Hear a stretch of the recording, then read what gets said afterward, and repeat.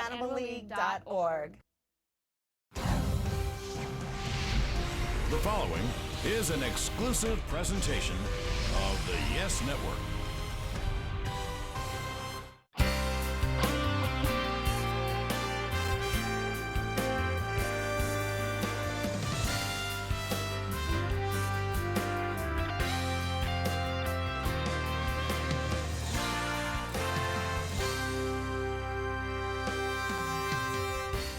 On August 2nd, 1979, Yankees catcher Thurman Munson was killed in a crash while trying to land his airplane.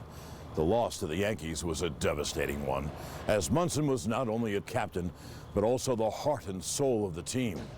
4 days after his untimely death, Munson's funeral was held in Canton, Ohio, where a devastated and emotional Yankees team served as the pallbearers for a man who'd been filled with so much life the last time they had seen him.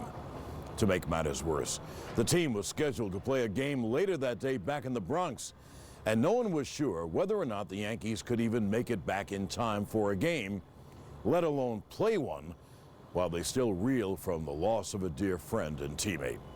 Owner George Steinbrenner considered an uncharacteristic forfeiture, as Billy Martin, the team's manager and close friend of Munson, became inconsolable at the funeral. But fate seemed to call for a game, as the team did make it back to New York in time, and a feeling started to spread throughout the team that Thurman would have wanted them to play.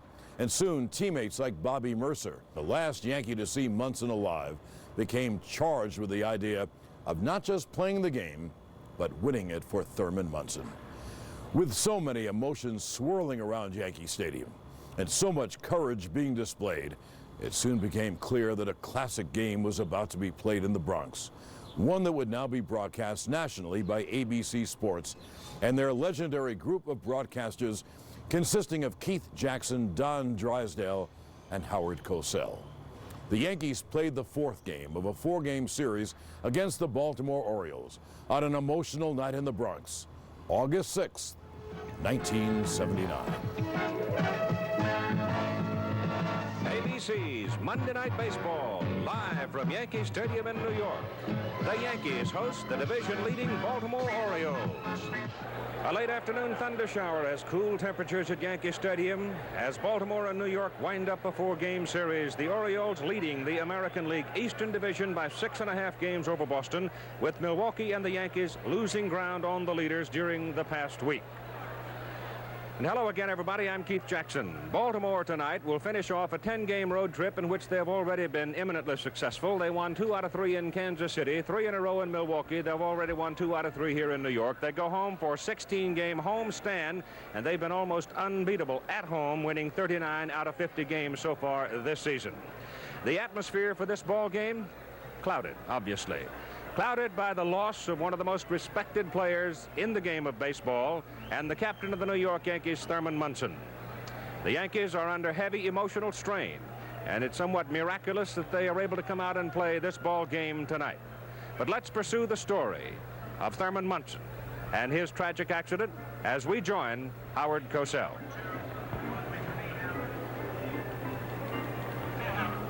They came, the entire Yankee contingent and ball players from all over the nation, to the funeral today at Canton, Ohio, the home of number 15, Thurman Munson. The entire Yankee team served as honorary pallbearers, and one of them emotionally undone. Couldn't be controlled. Had to be helped. Billy Martin, Thurman's friend and manager. So that's the way Thurman Munson was put to rest. His life was simple. There were 2 motivations: total dedication to family, to Diana's wife and the 3 children, and the other, to be the best ball player he could possibly be. He succeeded more in his brief 32 years of life than most of us do in the normal 75, because he was in the richest Yankee tradition. The tradition of dignity and glory of Ruth and Gehrig and DiMaggio and Henrik and Mantle and Maris and Ford and all of them who have made baseball history. And more than that, he somehow showed that simplicity and honesty were the most important qualities in life. It is quite possible that the last network interview he ever did was the one he did with me just a couple of weeks ago. And his answer to my final question shows that honesty and that decency. Looking over your statistics, Thurm, every year 100 runs batted in, averaging out to 16 homers. Last year, the nagging shoulder injury, and only 6 homers, including the monstrous one that beat Kansas City. This year, still a paucity of home runs. What troubles you? Well, Howard, you know, I think, you know, there's a couple things. I think, you know, one thing last year, I got in a lot of bad habits because my shoulder, you know, did hurt so bad. Now I got it operated on, and it's really not as strong as it should be. You know, we waited a long time in January, and when I went to spring training, I still couldn't throw, and I couldn't swing very well. So I think it's a combination of things, and you know, let's face it, I have a lot of pride in myself, and I'm putting a lot of pressure on myself right now. And I get up there, and I'm probably over swinging, and you know, trying to do things that I can't. And whenever you're tense at the plate and not relaxed, you know, you lose something. But I can promise you that whether it's this year or next year or what, before my career is over, I'm going to get back to doing what I can do best, and that's driving in runs and putting some victories up there on the scoreboard. You're still the fulcrum of this ball club. The best there is at what you do. Good luck to you. Thank you, Howard. Thank you.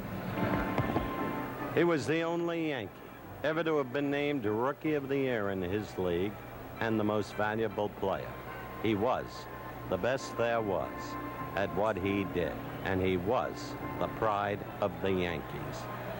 Now the opposition. One of the greatest pitchers of his time, unquestionably, Jim Palmer of Baltimore. Let's get his feelings on Thurman Munson. Jim, honestly, was your club and were you personally touched by the death of Thurman Munson? Well, very much so. I think anybody in baseball was touched by his death. Playing against the Yankees will never be the same without a guy like Thurman playing against you. And, you know, his personality exuded, I mean, every confrontation I ever had with him. He'd come up to the plate with a twinkle in his eye, and even if I got him out, he had the confidence to know that he could get a hit the next time. And he got many hits off me in his career, and I don't think I ever resented any of them because he was such a great ball player. But I played a lot of golf with him, and you don't really get to know a guy until you're out on the fairway with a guy like Dave McNally and a guy like Thurman Munson, and you find out what a nice guy he was. And came up to me in spring training this year, and it was the first exhibition game, and you know, he said, I can't wait till the season's over, and we hadn't even started playing yet. And you know, he was jesting when he said that, but it's a shame that everybody knew that he was a great ball player, but really nobody knew what a great guy he was. We'll never forget, and they probably won't. And I'll say this, the Yankee clubhouse tonight was like a wake. Men so emotionally shaken they couldn't speak. To tell you the exact mood of that group and their manager, Billy Martin, here, of course, is Don Drysdale. Well, Howard, thank you very much. And, of course, when you walk into the Yankee clubhouse, the locker that Thurman Munson used right now is empty. There's a uniform and a catcher's mask, but it's a locker that you can't help but miss. You'll see the locker as you walk into the Yankee clubhouse. You walk into you walk into their trainer's room. You'll see it all the time. And you'll never miss this locker. It's something that, well, they kind of feel as though that they're waiting for him to come back. Of course, we know that he never will. Lou Piniella not in the lineup tonight, and he's visibly shaken. And Billy Martin said, nope, I'm not going to put him in there. They were great friends. I never had a chance to play against Thurman Munson, but I have talked to many, many players in the 10 years of broadcasting about Thurman. He had all the respect in the world from every one of his peers, and I guess I consider that maybe a personal loss as far as I'm concerned. And I think, to sum it all up, to quote Billy Martin, he says, for the people who never knew Thurman Munson, I feel sorry for them. And for the people who didn't care for Thurman Munson, I feel sorry for them too. And I guess that sums it up as well as you can put it. Keith?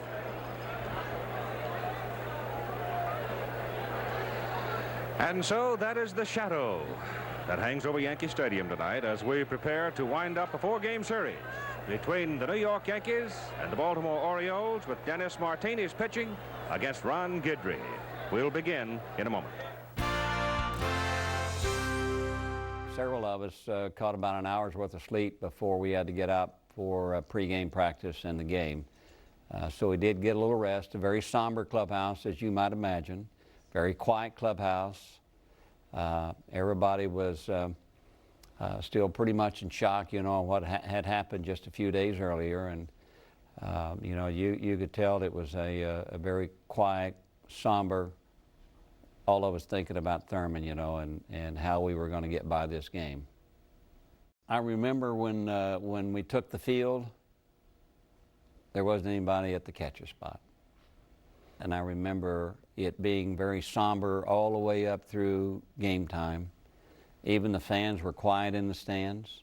And we were there because we knew that Thurman wanted us to be there and to play that game. And it was his game, and we were happy to be a part of that. And unfortunately, we wish we didn't have to play that game and be happy to be a part of that, though. On Monday night, August 6th, from Yankee Stadium, the Yankees take the field defensively. And let's set them up for you. Going out into left field will be Bobby Mercer, who has to be emotionally drained. He was one of those who delivered a eulogy today, but he's in left field. He's a professional athlete. In center field, one of the new youngsters in the Yankee organization who's done some traveling, but he may be here for a while now, Bobby Brown. And over in right field, number 44, Reggie Jackson. Reggie's in right. Moving to the inside, one of the craftsmen at his position, Greg Nettles at third base. At shortstop for New York, the MVP in the World Series a year ago, Bucky Dent. And over at second base, the brilliant youngster Willie Randolph. He's at second tonight. And down at first, steady Chris Chambliss. And back of the plate, Brad Golden, G-U-L-D-E-N. Brad Golden doing the catching tonight, as Ron Guidry goes to the mound with a record of 9-7. His earned run average, you can see, is still very imposing. The batting order for the Baltimore Orioles, they have Al Bumbry to lead off, followed by Kiko Garcia, the shortstop, Ken Singleton, the right fielder, cleaning up Eddie Murray, the first baseman, Doug DeCinces, the third baseman, Lee May, the designated hitter, Vinny Ayala's in left field, Rich Dower at second base, Dave Skaggs will be doing the catching. And pitching for Baltimore tonight will be Dennis Martinez with a record of 14-8. So Al Bumbry, who had his hitting streak stopped yesterday, 0 for 4, 15-game streak. During the streak, however, he hit .390, and a couple of weeks ago changed his stance some, moved his hands up higher, and he was a big factor in the sweep against the Milwaukee Brewers.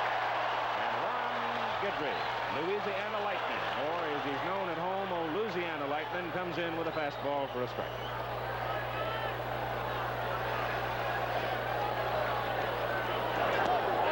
Strike two. Guidry worried. Back in June, suffered back spasms. As you can see his record against Baltimore. He had them against the Twins. He had difficulty breathing. To this day, they're not sure what caused those spasms. He now says he feels fine and fully recovered. With a two-strike pitch to Bumbry. Hit on the ground to Chambliss. Chris will do it himself, and there's your first out of the ball game.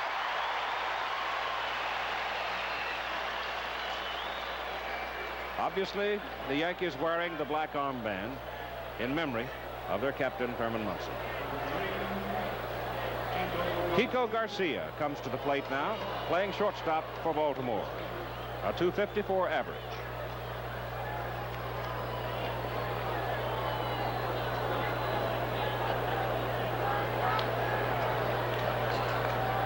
They give him left center field. He swings and misses.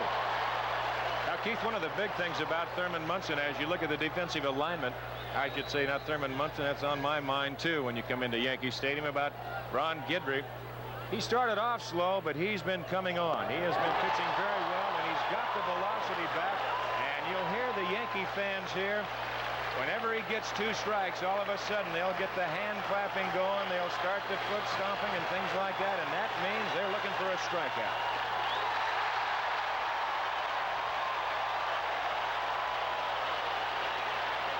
Two down, and it brings up Big Ken Singleton. Well, that man tonight just sat in front of his locker. Munson was his leader, his catcher, the man who helped develop him. And he just sat there sobbing. And you know, Don, you were in there. And it's a real travail for him to come out here tonight. This whole Yankee team, I think, deserves applauding. Back to Singleton, who hit home run number 27 yesterday, which is a career high for him. His previous best, 24 homers 2 years ago.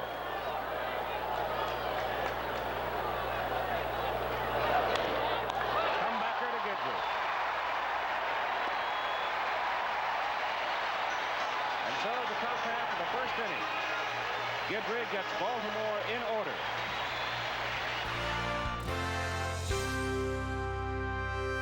Billy had come to me, and Billy Martin, that is, come to me and had said, you know, you're not going to play tonight. You need to take the night off. You're tired. You know, this is a good night for you to take off, and so I'm not going to play tonight. And I said, Billy, I said, for some reason or another, I don't feel tired, and I feel like I should be playing in this game.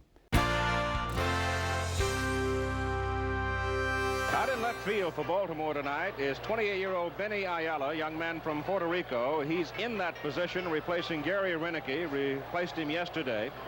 Gary is still suffering with some back troubles. Over in center field, Al Bumbry. We mentioned the fact that he had been a dynamite offensive player over the last week. Go get him with the best of them in center. In right field, Big Ken Singleton, who with a sound arm has a much better arm defensively than advertised in recent years. And he is sound now. Doug DeCinces, Golden Glover, over at third base. Under normal circumstances, I think he must mumble sometimes. He has to play in the same league as Greg Nettles. At shortstop, Pico Garcia, another youngster out of the Baltimore organization who picked up when Mark Belanger was hurt. Done a fine job for them. At second base, you have Rich Dower, and Dower was involved offensively in a couple of the victories here over the Yankees during the stand. And moving around to first base, here is Eddie Murray. Murray is hitting in the cleanup spot tonight against the left-hander Guidry. Behind the plate and doing the catching for the Baltimore Orioles, Dave Skaggs. And on the mound doing the pitching, right-hander Dennis Martinez, 24 years of age. Since August 15 last year, he's run off a record of 22-9, and during that period of time has 21 complete games in 36 starts. Now the batting order for the New York Yankees will line up this way. Willie Randolph to lead off, followed by Bobby Mercer, Chris Chambliss, Reggie Jackson, Greg Nettles, Jim Spencer, the DH, Bobby Brown, Brad Golden, and Bucky Dent.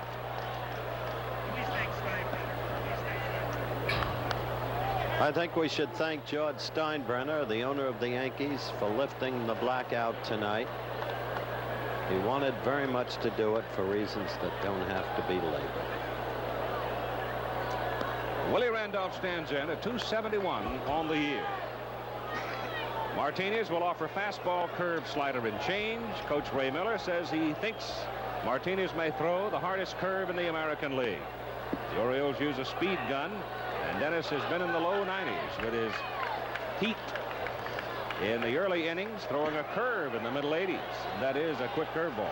It is. He's got good stuff. And you could think back of a few years ago when Dennis Martinez first came to the major leagues.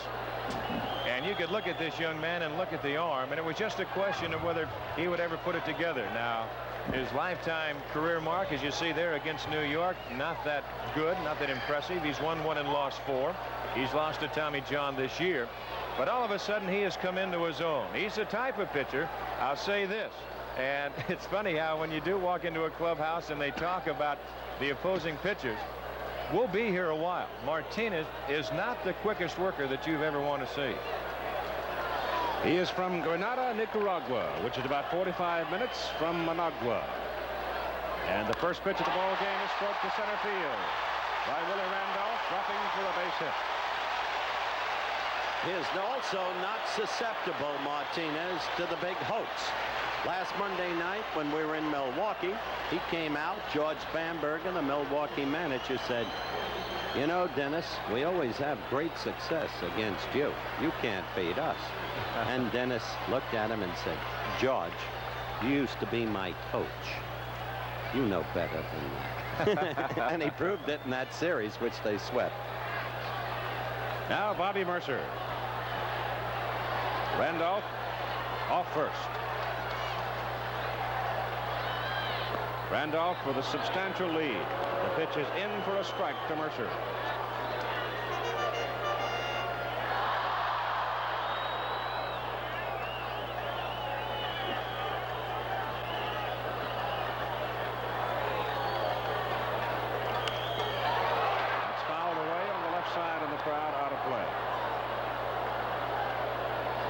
in stolen bases this year. He's stolen 20, been caught 7 times.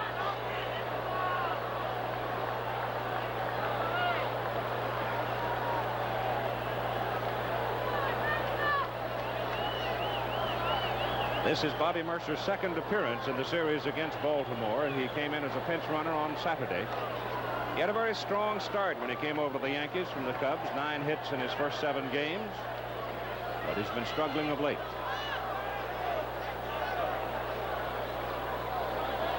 The outer defense shifted to the right for the left-handed hitter. And he swings and misses. Ball strike 2. Well, there was that good curveball you talked about, Keith. And he threw that ball hard. And, of course, Bobby Mercer in striking out. As you look at Dennis Martinez right now, he has been out on that mound many a times because he leads the American League pitchers in innings pitched already with 204. So Bobby on a 2-strike pitch goes down swinging. Curve just diving as it came to him. And here is Chambliss at 280. Chris jacking his average.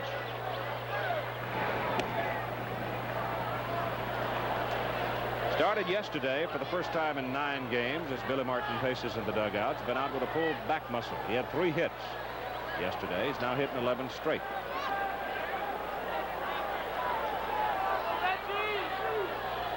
Chris looking out to the mound to see whether or not Dennis is having a nap or there's something wrong with him, and now he's ready.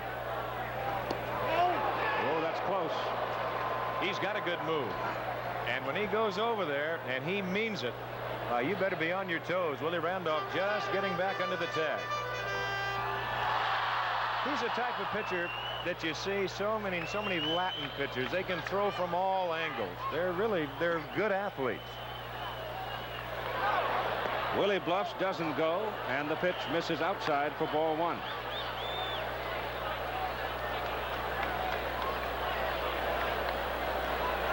He has had some success throwing sidearms, but the pitching coach Ray Miller can point to instances where he should not have thrown sidearm. He has a tendency to leave that ball inside to a right-hander instead of putting it out over the outside of the plate. And that's a pickle. And that's a natural thing to do. If that is not your natural movement, you will have a tendency to leave it out. And there's a good throw, and Randolph just about coming off the bag. But you'll take a right-hander, and as he comes sidearm, or sometimes they will crossfire.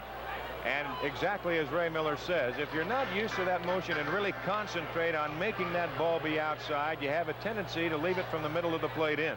You've got everything going for you as far as the hitter maybe bailing out. But then that doesn't help at all, because if you leave it from the middle of the plate in, you're in trouble. Randolph goes. The throw nowhere near in time. Willie steals his 21st base. Now with 1 out, Randolph at the turn, and Chambliss with a count of 1-1. If there is one flaw in Martinez's motion, that is the length of time that it takes him to get rid of the ball from his set position. Randolph at that time, he had a jump and a half, and I tell you, Dempsey couldn't have, or Skaggs, I should say, couldn't have thrown him out with a bazooka.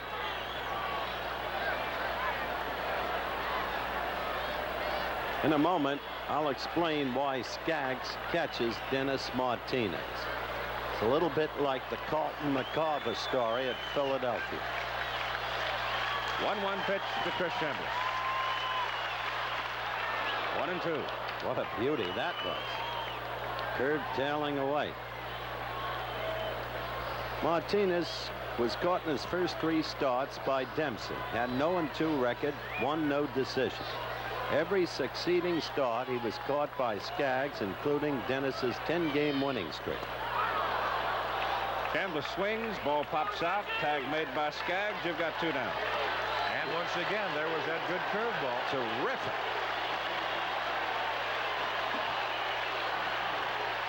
With Randolph at second base, Reggie Jackson is in at 296 with 2 away.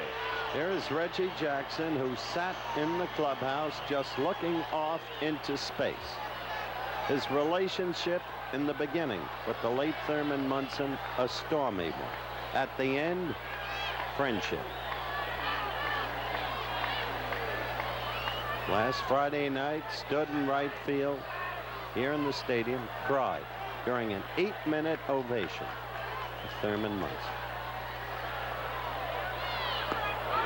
Strike one. You've got a feel for the Yankees today and tonight, gentlemen, as they've had really a trying day. An early morning departure from New York, gone into Canton, back here. Players really laying around in the afternoon, not going home, sleeping wherever they could find a no batting practice, place to lay down. That's right. And it's kind of where you just reach back and try and find some extra energy. That is what a professional has to do. Inside, 1-1. This game, like all games at this level, played with a fair degree of emotion. There is only so much available in the 24-hour period.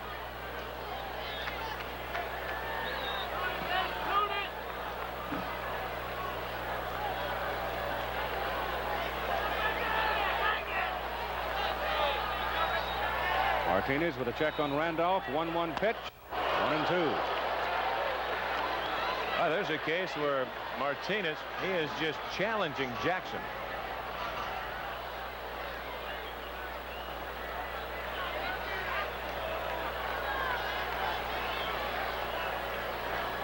That graphic has some meaning. Well, it's like a lot of good pitchers, Howard. If you're going to get them, well, you better get them early, because the longer they stay in there, the tougher they get. 1-2 to Reggie. Just outside, the plate umpire is Steve Palermo. That sounded self-serving, Don. As we take another look, you weren't that good in the first. Well, there's the fastball tailing away. Martinez jumping back over, trying to get a better angle at it, but Palermo right there. I think probably for a power pitcher, and you'd have to describe Martinez as a power pitcher, that the early innings can be the toughest, trying to get everything in sync, and that's why that warm-up and your preparation time is so important. Well, he's already showing, and of course it's well known by the Yankees and every other club in the American League now, but he's showing those who have not seen Dennis Martinez very many times they will play the game at his pace, which is slow. That's right. Strike call. He strikes out 3 in a row after giving a single to Willie Randolph, and after 1 inning of play, there is no score. We'll be back with more baseball after this word from our local station. Thurman Munson was certainly one of the better ball players in the American League. He'd been an MVP with the Yankees. He was captain of the team. He was one of the people that around the league that I think everybody admired for his toughness, his grittiness, the way that he played, his competitiveness. And certainly when you came into the Yankee Stadium as an imposing ball player, you could see it, how much the fans took to him, because he was the leader of the club. At the bottom of the second inning for Greg Nettles, Jim Spencer and Bobby Brown. Nettles a 2-run homer yesterday for the Yankees' 3-2 win over Mike Flanagan. It was his 14th of the year. It was his first in 30 games. And he's had trouble holding the bat firmly because he banged up an index finger with a lawnmower accident the day after the All-Star game. Lawnmower accidents have been prolific in the history of sports. Wasn't there once? High drive to right center field. Bunbury's there. 1 out. Wasn't there once a southpaw pitcher wound up without a foot because of a lawnmower? Lou Brissy. Of course, with the Phils. You know, and when you talk about mowing the lawn, the accidents like that, I think, didn't Kurt Simmons have something? He sure did. An accident. A toe. That's right. But his toe. By the way, I saw Ted Simmons in Chicago Saturday, and he is in great shape now. Finally, he said, "You realize I'd be leading the majors in home runs if I weren't out 4 weeks?" Jim Spencer, who's hit 13 round trippers this year. The DH for the Yankees hits it to right center field. Bunbury's there. And you've got 2 out. When you talk about Dennis Martinez and his psychological movement as far as warming up and things like that. We talked about warming up a little bit before, just touched on it, but he works as most starters will. He'll warm up 15 minutes. And under the watchful eye of his pitching coach, Ray Miller, And then about the last 5 minutes or so, he goes strictly to locations. And I believe that that is really the proper way to warm up. That's just my opinion. Evidently, Ray thinks that way, too. Did you warm up that way? Yes, sir. You start off by loosening up with your fastball. You go to your curveball, your slider, your change, and then after that, you start going around, just moving the location all around. Self Martinez. What happened with you? I never had Ray Miller standing by me. It's got to be a concentration factor. Oh, it is. It's just repetition. That's what you're getting into right there, and just trying to drill that back into your memory bank. 2 balls and no strikes now to Bobby Brown. This kid can fly. Now look, he failed with the Mets. He failed with Toronto. He went around and around, sent back by the Yankees, recalled, sent back, recalled. But this kid can fly, and he is an authentic prospect.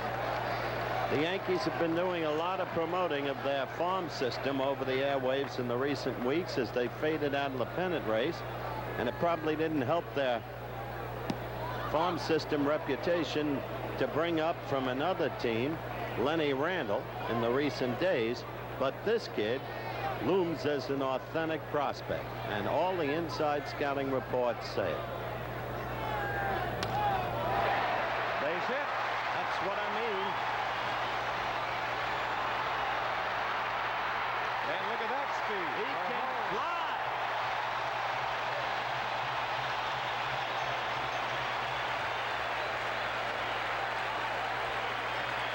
Take another look, and remember too that this kid has decent occasional power. He had a good pitch, too. Yes, sir. Low. Great effort by Garcia. Now Bunbury, he got on it in a hurry, got it barehanded, and Brown just did not stop. He actually did not even make a real good turn going around first base. He took a big jump at the bag and then made his turn, but the speed enabled him to get there easily. Here's Brad Golden now. Now this kid, I don't think hitting is going to be a problem. This is another authentic prospect. Look at this, another angle. See, he kind of hesitated. He kind of stumbled actually going around the bag. Made it easily. Golden with his first major league hit on Saturday off Steve Stone. Broken back. Slow roller to Garcia. And decides retire. But Mr. Brown gave us a show. Oh, they couldn't move him around. And after 2, it's Baltimore 1, New York 0.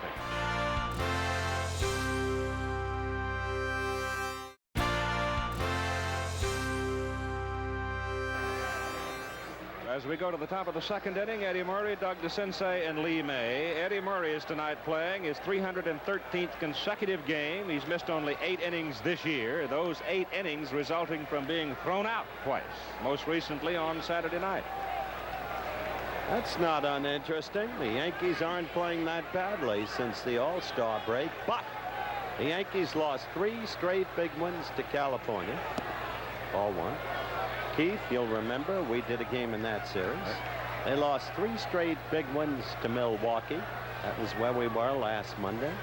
And then they lost 2 straight to Baltimore before winning yesterday. 1-1. So they've lost 8 out of 9, Keith, to the big teams, which is not the way to do it. No, sir. Baltimore on this road trip has just been phenomenal. They have a chance to beat the Indians' winning percentage of 1954 when Cleveland won 111 games. Guidry hits the outside corner. It's 1-2, and there are scores from about the American and National League tonight.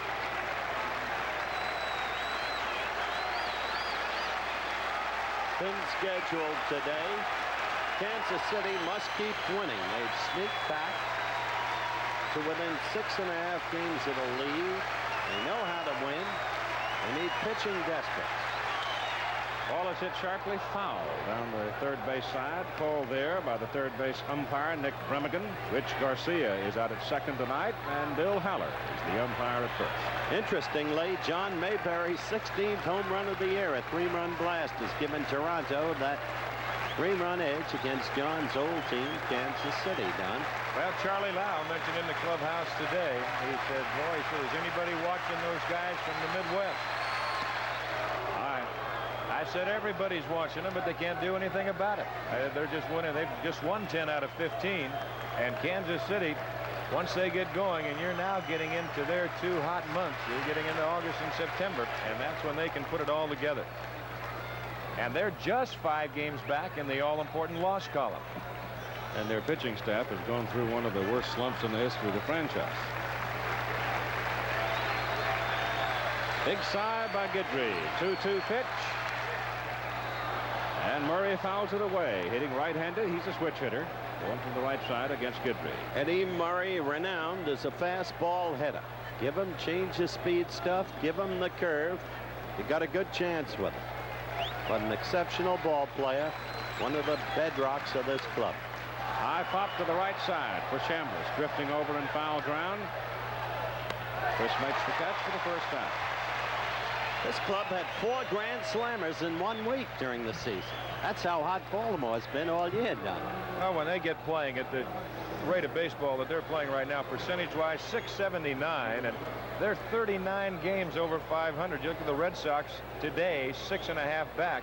Red Sox, they've got a record of 67 and 41, so they haven't been playing that bad. Not too bad. They're still in it, very much. And this is the man. You see his career record against Guidry, more home runs against run than any other major leaguer. And his .296 career average against a pitcher of Guidry's stature, self-evident. Somehow he gets to Guidry. 1-1 as the Hummer hit the corner. Did you have anybody like that who hit you consistently? I had a whole bunch of them. Apart from Aaron? And Robinson. I'd hate to start naming them. I'll make somebody feel bad. 1-1. 1-2. Well, Doug told me before the game, he said, I'm going to hit a home run tonight off Ron, but don't book it.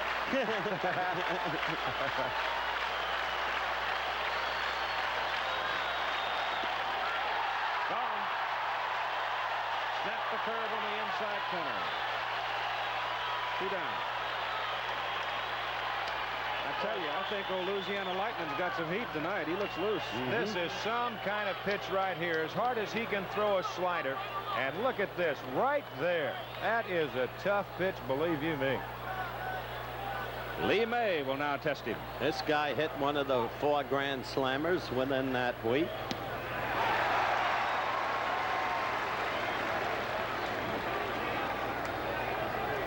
Getting ahead of the Baltimore hitters so far tonight.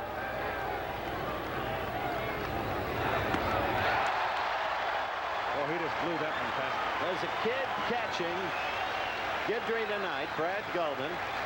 They got him in a trade with the Dodgers from the Dodger farm system. He knows he's in impossible shoes to fill. You know, just that position that he was in right there, I really like that in a catcher. He got that leg out there. He got right down low, right down where he wanted the target. And here he goes again. Look at that. Ball is hit well to the left side. Mercer goes back. Home run. Great effort. Great effort by Bobby Mercer. Just missed it. But that's what Baltimore's been doing all year. You've been watching Ron. He's been pitching superbly. Even though it was only 1 2/3 innings, you could see he had his stuff. But somehow this Baltimore team comes up with big hits, telling hits, and big fielding plays. And thus their incredible .679 winning percentage as you look from still another angle. I can't see the ball going in there, but he didn't miss it by much. So Lee May's line drive shot into the seats in left field gives Baltimore a 1-0 lead, and this is Benny Ayala replacing Gary Renicky in left field. You know, you watch Mercer give that kind of effort, and I must have spent 20 minutes alone with Bobby tonight. The eyes red rimmed, still crying. He delivered one of the 2 eulogies for the Yankees, the other being Lou Piniella, who's not even playing tonight. That's in the crowd. I think, out of play. Golden comes back, has a look, and it drops way back. So the Yankee players didn't make the decision to play this game. Maybe some of them might have wanted it not played. Maybe some of them would have wanted a doubleheader played yesterday. But this is the way it is. And our assignment to report the action. The 2-1 pitch misses. 1-0 Baltimore on Lee May's 16th round tripper. And he hit a shot. A lot of ballparks, that one might well have been caught, but not here. That's Luke to left. That'll drop. Base hit. And so all of a sudden, May homers, Ayala singles to left with 2 out. And up comes Rich Dower. And Keith mentioned earlier that this young man has already been effective at the plate in this series. And he's been very effective, much more so than they had expected throughout the season. Those statistics not prepossessing, but nonetheless, he's gotten some telling blows, included in there the 7 home runs.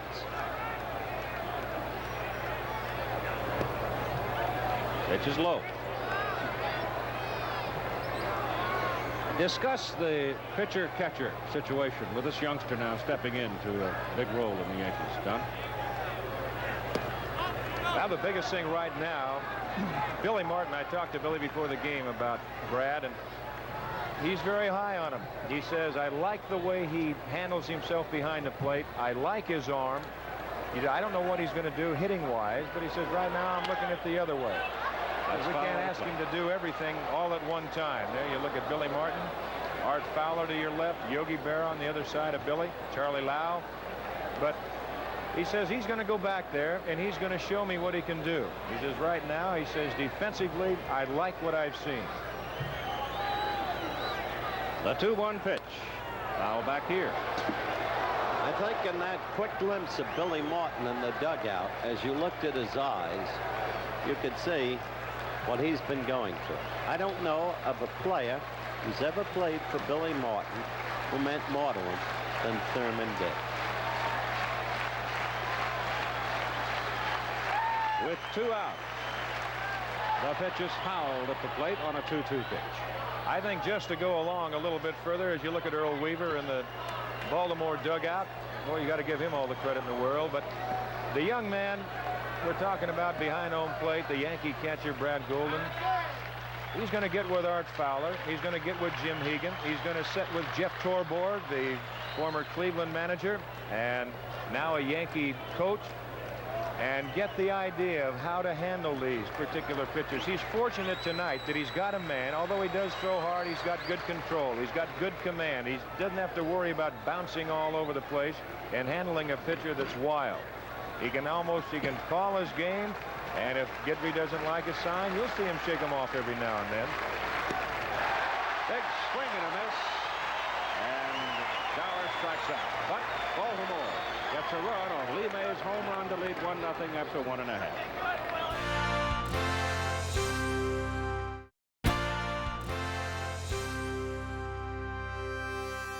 I'm sort of the opinion, as we see Dave Skaggs come to the plate to be followed by Al Bunbury and Kiko Garcia here at the top of the 3rd inning, that Billy Martin might have been complaining about the pace of the Baltimore pitcher Dennis Martinez. Quite possibly part of Martin's managerial tactics. Seek to throw the opposition off stride whatever way you can. I'll guarantee you, though, if an umpire walks out and says something about it, there'll come a little fella out of the Baltimore dugout. Dave Skaggs at the plate takes strike 1. Well, the second base umpire tonight, it's Rich Garcia. He's the one with the stopwatch. The crew chief here is a veteran, Bill Haller, at first base. Broken bat. Big roundabout goes right over Greg Nettles and on into left field. It's that kind of year for the Birds. Well, you look at it again, and I'll tell you, you just don't see too many bad hops, I don't believe, on this Yankee infield. It's one of the finer infields in all of baseball. And right there is something that is a rarity. They're not as close as the foreshortening of the lens would indicate there. Dent was That's some rather distance good. back of him. The foreshortening of the lens. I have that trouble with my photography.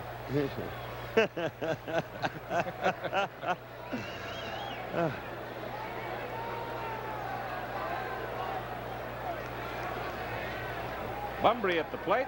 It's fouled away. Well, there's a tough pitch to bunt right there, and Guidry had it in a super spot, high and inside. Up around his eyes, wasn't it? Bunbury, well, Keith's talked about him. You can't overestimate his value to this ball club. He is now what Mickey Rivers used to be for the Yankees before the injuries and all the rest led to his trade to Texas. Goes for that bunt and misses, and he's got 2 strikes on it. Weaver trying to move Skaggs along to second with Garcia and Singleton to follow. Now, Earl, we are realizing that you're really not going to get a whole lot of runs off of Ron Guidry if he's pitching well. And he's pitching well tonight regardless of the 1-0 Baltimore score. That pitch blocked outside by Golden. Good block by Golden, and exactly the point Don made. That kid is down there low. He's ready. And there's some good hands. Watch these soft hands outside. This ball diving away from Bunbury. The breaking pitch down and in. He gets out there in front of it, and look at that. Just like an infielder. What'd you say? You'd have Guidry pitching the slider outside very soon? He starts going outside of those right-handers, you're going to see a different ball game. To the pitcher, to second base, to first base, not in time. Bunbury can fly. They get a force on Skaggs. 1 out. And when I talk about seeing a different ball game, you can see it all switch into Guidry's favor. And Ron is a good athlete. Now watch this play right here. High in the air. And now he just tries to double clutch a little bit, trying to find the handle. He doesn't give it to Dent real hard. And of course, Bunbury with his speed, he's across the bag. But look at the hustle by Golden right in behind Chambliss. Was he across the bag? Across the bag. He was halfway down the right field line. Kiko Garcia, who struck out swinging his first time tonight. Obviously, Bunbury is a threat to go at first base. Kiko, I'll tell you a little secret about him. He wears a lightweight corset for support of a lower back problem. Pinched nerve in his lower back causes him some trouble. Lord, I know that feeling, too. Yes, I know. You still got that, huh? There's Lee May, who hit the home run, the only run in the ball game thus far. That's fouled upstairs out of play. He's talking about Guidry and coming with that slider. He starts getting the good command of that slider where he gets it in to the right-hand hitters right down at the knees and then starts moving it away where he brings it from the outside in. And boy, he can be not double tough, he's triple tough. Bunbury has stolen 25 and caught 11 times this year. 1 out, 1 on.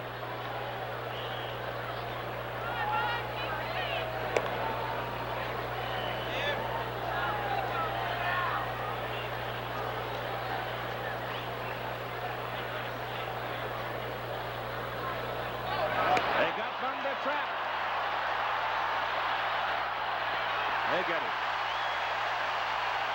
Now Guidry with a good move. And as you said, Keith, you've always got to keep an eye on Al Bunbury. And he's not that far off, but he's going to go. And all of a sudden, there's a hand in the cookie jar, and he is caught. Chambliss running him hard, making him look at the good hand fakes. And now all of a sudden, without turning the ball loose, makes the tag himself. Now the bases are clean with 2 out for Garcia.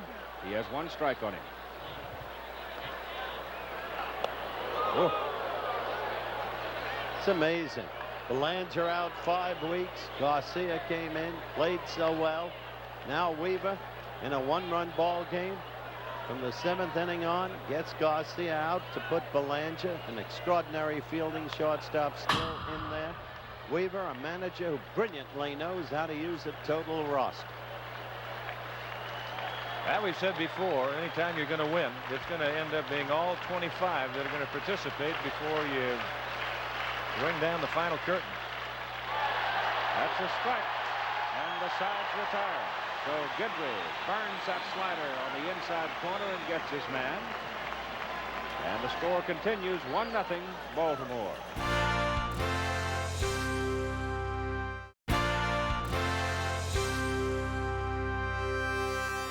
To the bottom of the 3rd inning for Bucky Dent, Willie Randolph and Bobby Mercer to face Dennis Martinez. There's Frank Robinson, who handles the outer defenses. You see him motioning to the Baltimore outfield. Moving him around. He's got to be, as we noted last week, the most active coach in all of baseball. Bucky Dent's first trip to the plate in the ball game tonight, and curveball is in for a strike. We told you Dennis Martinez is from Nicaragua. He talked to his mother for the first time in 2.5 months last Thursday. His family is all right. For that, he's thankful. That's strike 2.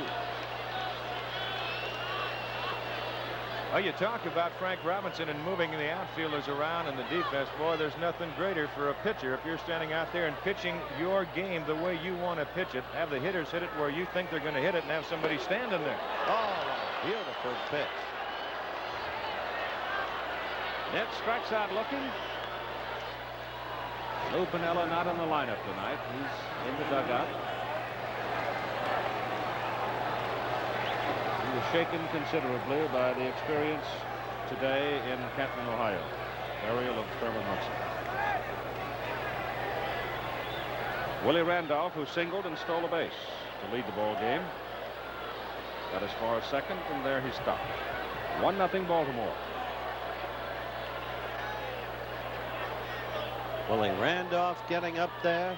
Chris Chambliss getting up there. But for the Yankees, it's difficult to envision a miracle now. 15 games behind.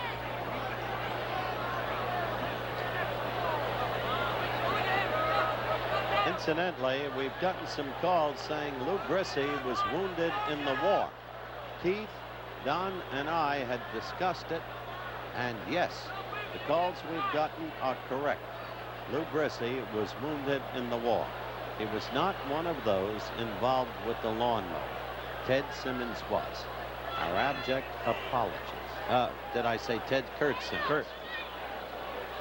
Ralph Salvon, the trainer out there, extracting something from the eye. No particular wind tonight to stir up the dust, to get a cinder in his eye, but obviously there's something bothering him. Either that or it's a good show he realized he was going to get caught for taking too much time. Well, I'll tell you one thing, a guy that can throw a fastball in the 90s, I want him to have good vision. Oh, yeah. Yeah, you don't want anything wrong with him. Matter of fact, you take a little more time if you're the hitter and say, are you sure he's okay? Yes, sir.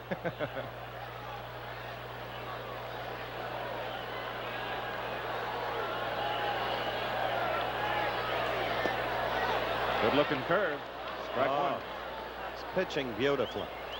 He's up against the player who is the best Yankee athlete. Run, field, hit. Willie Randolph. 1 out, 2 strikes on Willie with Mercer on deck. Lee May's 16th home run, the difference in the contest right now. He hit at the top of the second inning. 1-0 Baltimore. Outside. There's that sidearm fastball, and he concentrated that time on keeping it outside. But he has got, as I talked before, being such a good athlete himself, he can throw that breaking pitch from out there too, so you can't just lay on one pitch if he drops down from the side. Foul back. Players of the week. Len Barker of that astonishing comeback Cleveland team. They came from 10 games below 500 up to a game over 500. The Texas Rangers have found them tough. And Pete Rose of Philadelphia, who despite his individual exploits watched his team lose 5 straight to the Bucks.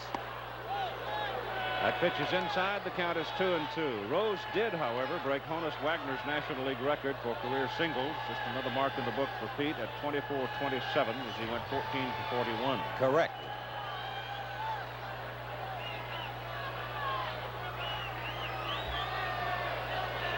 Willie looking for a new toe hole as Dennis Martinez continues his deliberate pace. And the curveball is beat foul. Mike Ferraro coaching at third base and Yogi Berra at first base for New York. Big Mike and Yogi.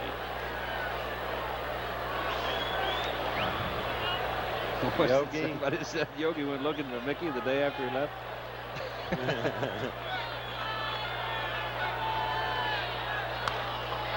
Third baseman DeCinces. Good play. 2 out.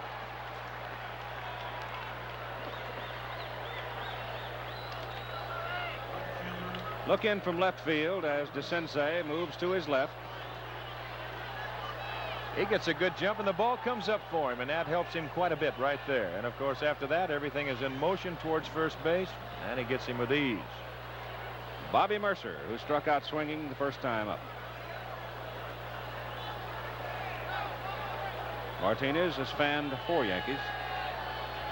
2 swinging, 2 looking.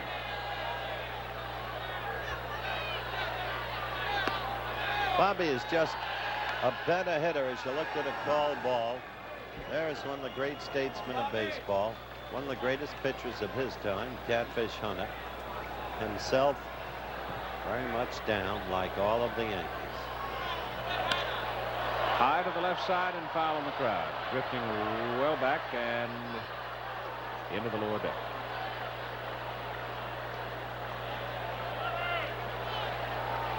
Bobby Mercer broke up during his eulogy today, began to cry uncontrollably. As a professional ball player, a much better hitter than the average presently shows, and he may break out of it at any time. 2-1 the count for Mercer.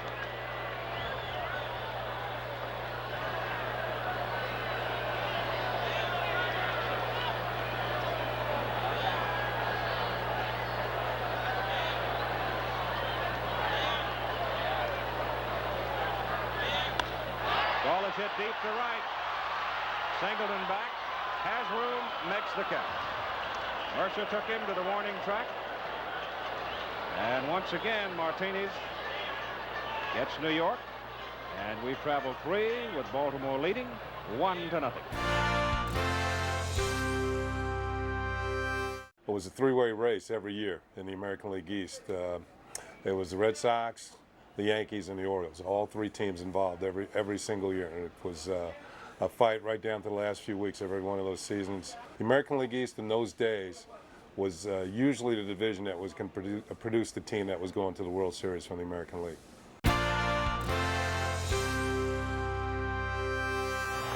To the top of the 4th inning we go at Yankee Stadium, and we'll have Ken Singleton walking to the plate, to be followed by Eddie Murray and Doug DeCinces. He had removal of a bone chip, Singleton did, and transplantation of that ulnar nerve in his right elbow. And during his workout periods a year ago, when his arm was relatively weak, he would squeeze for pressure. He'd get it up to 35 pounds. This year, no trouble in making 90 pounds. That's how much stronger he is after the operation.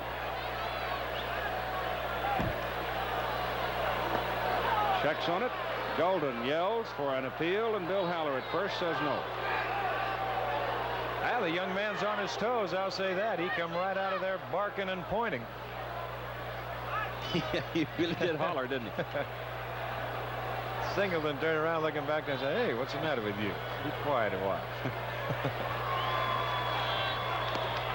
On the corner, 1-1. You know, I look at Ed Golden and watch him sit back there like that. It always reminds me of 2 catchers who I really appreciated watching catch. That was Del Rice and Del Crandall. 1-2 the count on Singleton. Especially Rice, who would be down there and have that leg out. I'm sure there were a lot of other ones like that, but those come to my mind right now as the fans get clapping for a strikeout. Got it.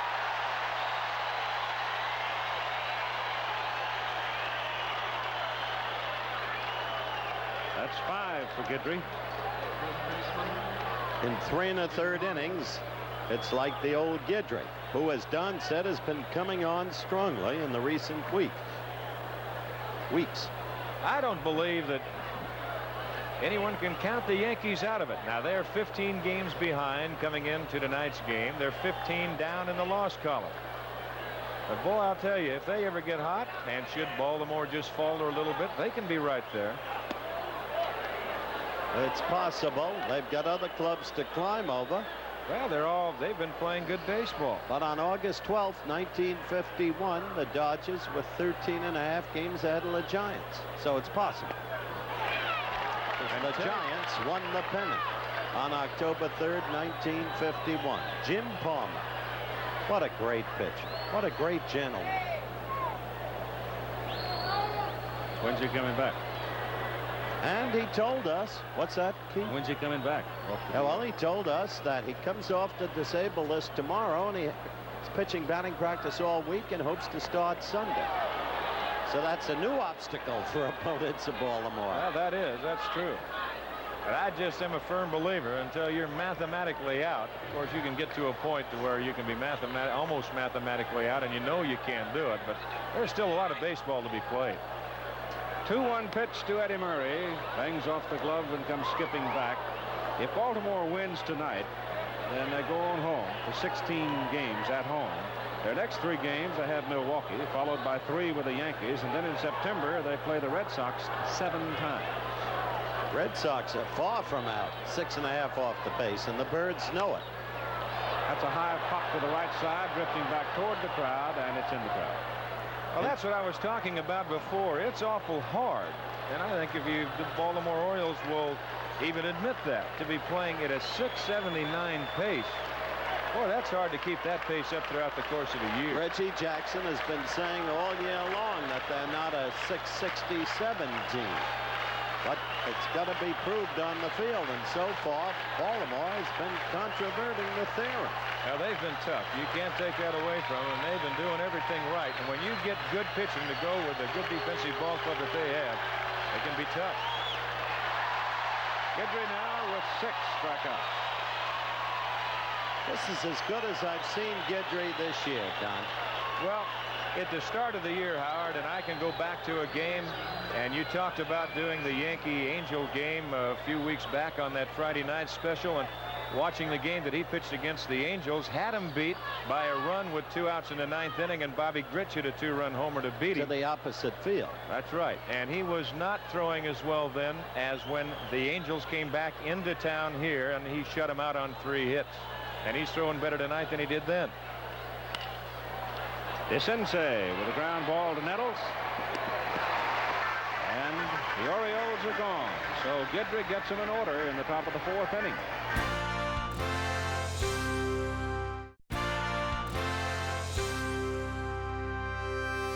Chris Chambliss, Reggie Jackson, Greg Nettles against Dennis Martinez. He's sitting on a 1-0 lead. And he's high and outside to Chambliss. Chris struck out swinging first time to the plate. Martinez, 1977, his first full year at Baltimore. Like most of the young Baltimore pitchers under Earl Weaver, he apprenticed before he got into the rotation. That's high and away, too.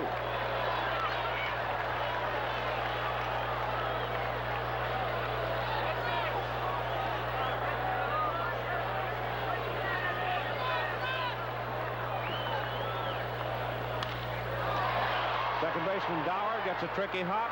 Doesn't get a whole lot on the throw, but he's able to get it there ahead of Chambliss for the first out. Here's a case of quick hands here. Now that ball took a quick little skid on him.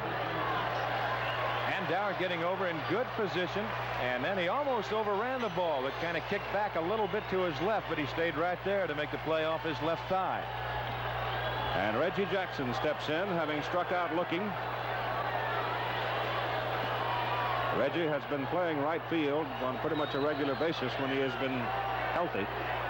Only a few games as the DH. Well, of course, there's Roy White, who through the years has been a steady-going Yankee. We've talked about him at length, and you saw the ovation he got a few weeks back when we did a game here against the Red Sox. Reggie fouls it back for strike 1.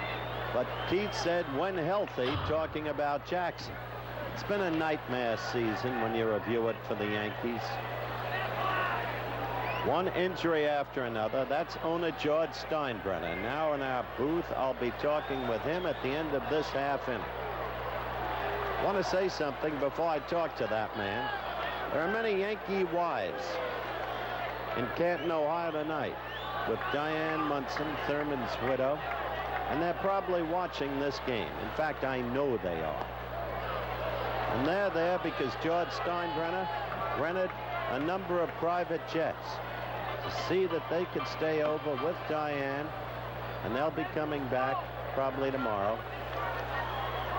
And also, when George got word of Thurman's death, and I think this should be made public because he's taken his share of beating in the press, as we all do, immediately sent all of his advisors, legal, out to Canton, Ohio, to oversee the affairs of Mrs. Munson with Thurman gone. I just want you to know that. The 2-1 pitch to Reggie is high, 3-1.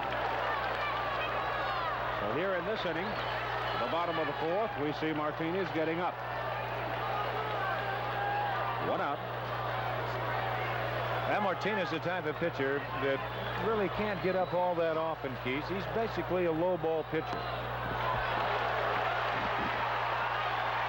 He walks Reggie.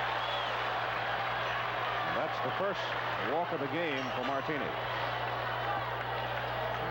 He will now pitch to Greg Nettles.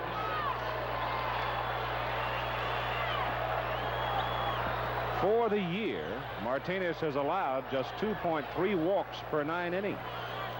As a matter of fact, he's walked just 6 in his last 5 outings. And that graphic shows part of the Yankee problem. The good start of Thurman Munson and then the decline beginning in June. Some feel that maybe yesterday's home run is the augury of a return to form.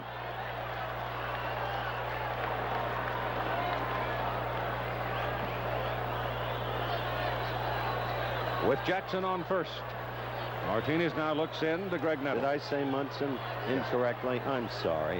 Of course I meant Grade. Thurman on my mind as he is on so many. Ball gets away from Skaggs. He throws on Jackson, and he gets him. So hustled by Skaggs. And Garcia banged up a little bit as Jackson went hammering in. Now, there was a case right here that all was really not all Reggie's fault. He couldn't pick up exactly where the ball was. The ball stayed right there to Skaggs. Now it's up in the air. Reggie trying to pick it up, blocked out. He's blocked out by Nettles in a way. Skaggs gets on it in a hurry, gets a perfect hop, and then when Reggie tries to make his break, then they get him easily. And you've got 2 out.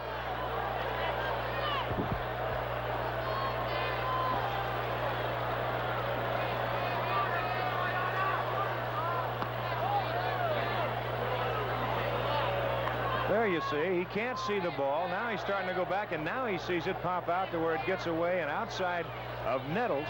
But Skaggs gets the good hop, a good strong throw, and they get him with ease. But you can't run fast when you're looking at the ball. You know what I mean? And you don't get a good break when you're going back to first. I understand that too. I just think he was blocked out by Nettles. Greg now at 3-0 has a good look down to Mike Ferrara, the third base coach. I'm sure if it's in there, he may very well jump on it. He fouled it away. That's one thing about Billy Martin here at Yankee Stadium, and you get some of these power-hitting left-hand hitters. Billy sees no reason in his managing, especially got the short porch in right field. Why give the pitcher a pitch? Why give him a strike?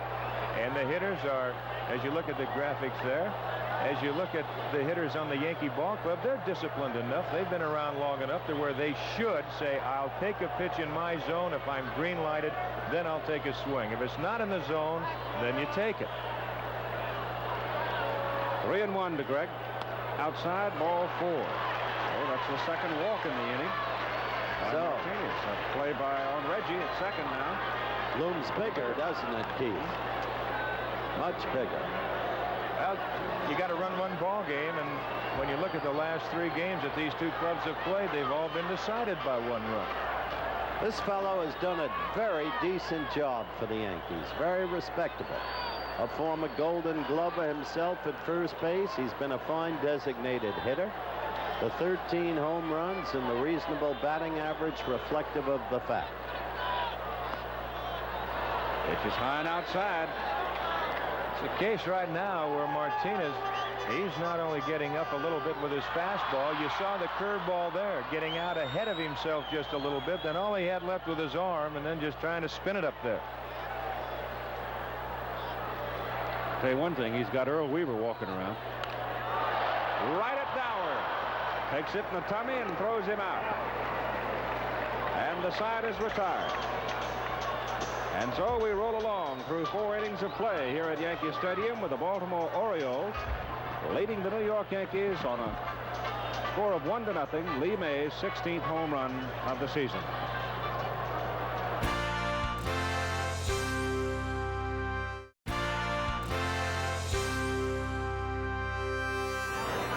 Right now, let's join Howard with George Steinbrenner.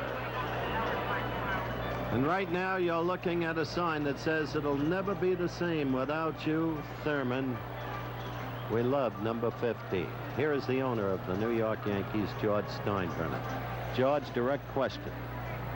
I was in your clubhouse. It was like a wake. Some of the players emotionally drained, virtually all of them.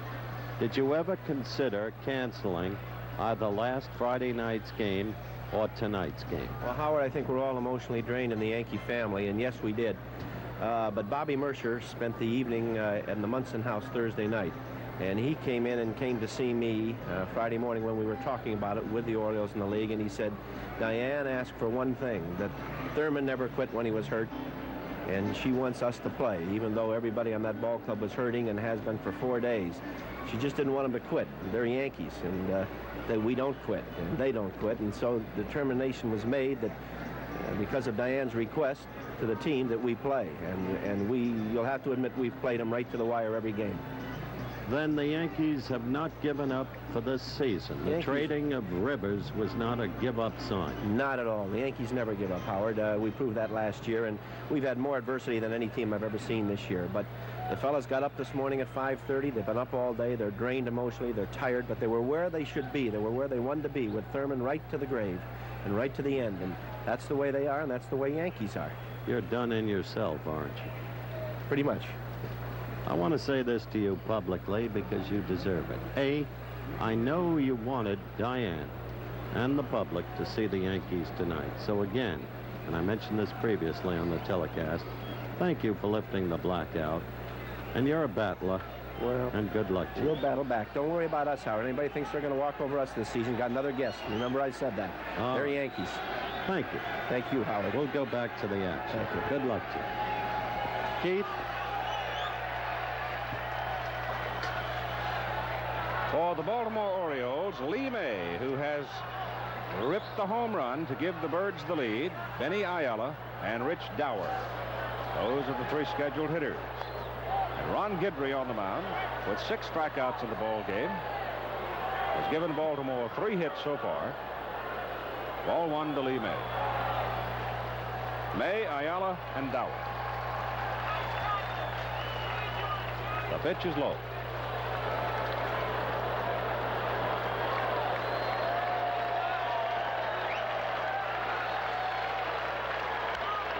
He hits another shot into the corner, and it's ricocheting, fair ball. May going to second. Mercer's throw, not in time.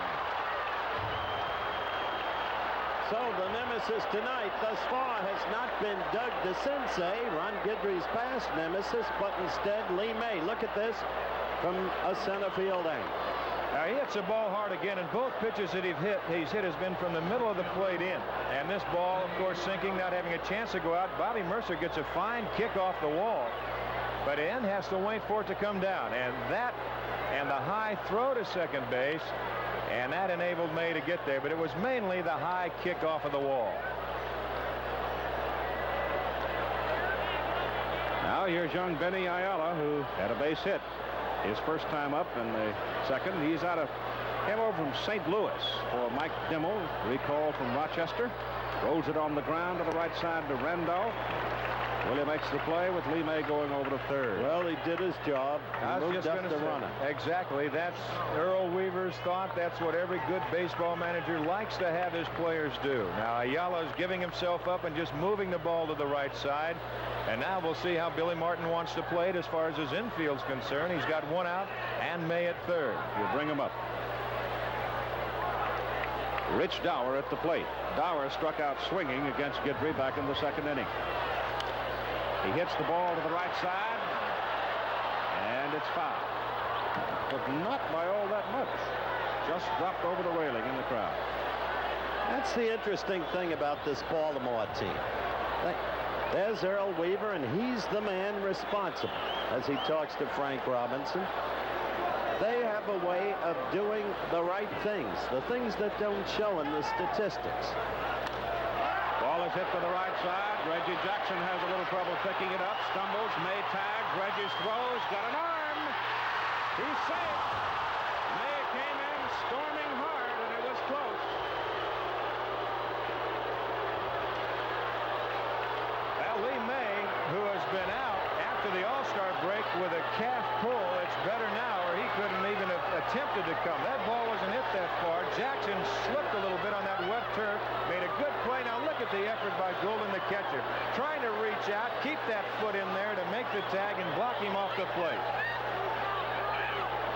There's one more look at it. May coming in a good slide by May. You've got to say that.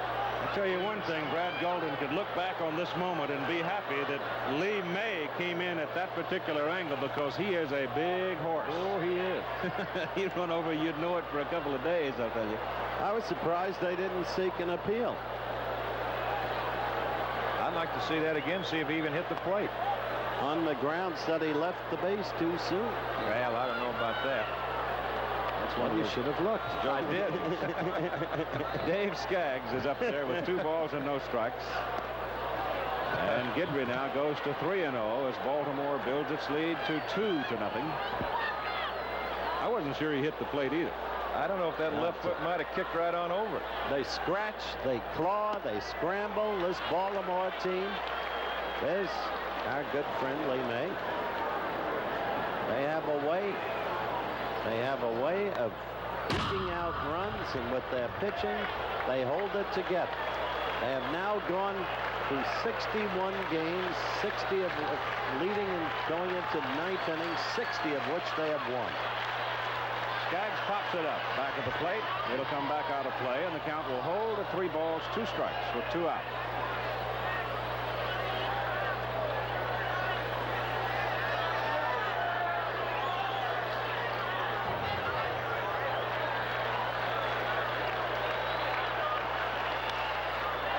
Pops him up. Golden coming back has a chance at this one and makes the play.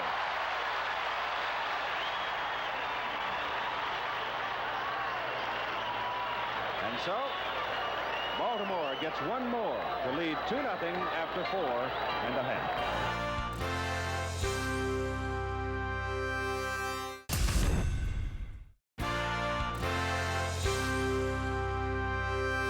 Not really possible to tell whether he left early or not, but we can show you that Lee May did hit home plate. Right there.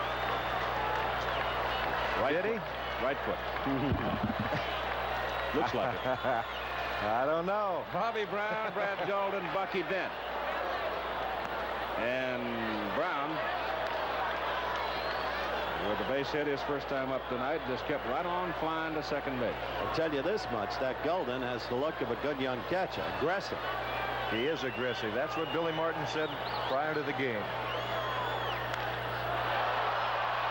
Ball is hit high in the air to center field. And Bumble makes the catch. This much we can tell you, Bobby Brown's a low ball hitter. I was just going to say that. The first pitch that he got his base hit on was about 1.5 feet off the ground, and I don't know if this was that high. He is really a low ball hitter. They keep throwing him that way. He could hit 330 in the big leagues. He drove that ball pretty well to center field. Here's Brad Golden, who rolled out to the shortstop his first time. He came over from the Dodger organization February 15 for Gary Thomason. Ball 1 from Martinez. Really not much of a place to go right now with the Dodger organization if you're a catcher. Going to have trouble getting to the big club unless you can hit a ton. I was going to say that that's just a good break that happens to certain people in baseball. You've got Yeager, Ferguson, and Johnny Oates, 3 catchers over there. And talent at Albuquerque. That's right.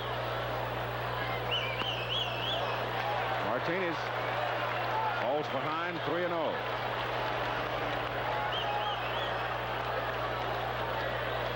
And when he gets in behind like this, he just takes a little more time.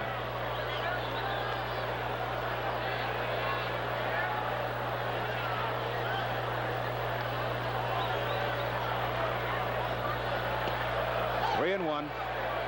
I tell you what he's doing, though, Keith, and I think he's well aware, and Earl Weaver is aware of what Billy Martin was talking to Bill Haller about. And instead of having an umpire talk to his young right-hander, Earl might have done that himself in the dugout.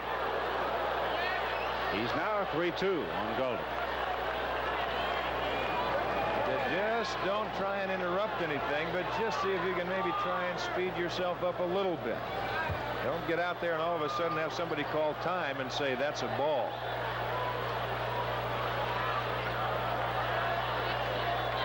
The 3-2 pitch to Golden. Into center field for a base hit. I like the cut of that young ball player. I like him everywhere. Aggressive behind the plate. Good arm. He did get one right down the pipe that time. He may have, but I think he's got a good swing.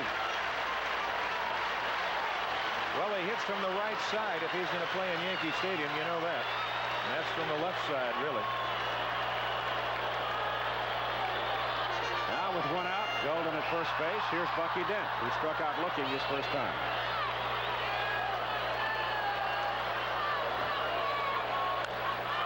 High to the right side for Dower, the second baseman. 2 down.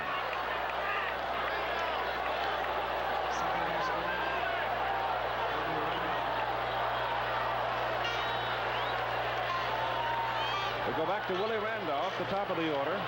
1 for 2 in the game. What was it Earl Weaver told us a week ago? I said the start of spring training, I had the best pitching staff in baseball, and they thought it was more malarkey from Earl Weaver. Now they're beginning to believe it. Well, he's got a good staff. There's no question about that. And he's deep.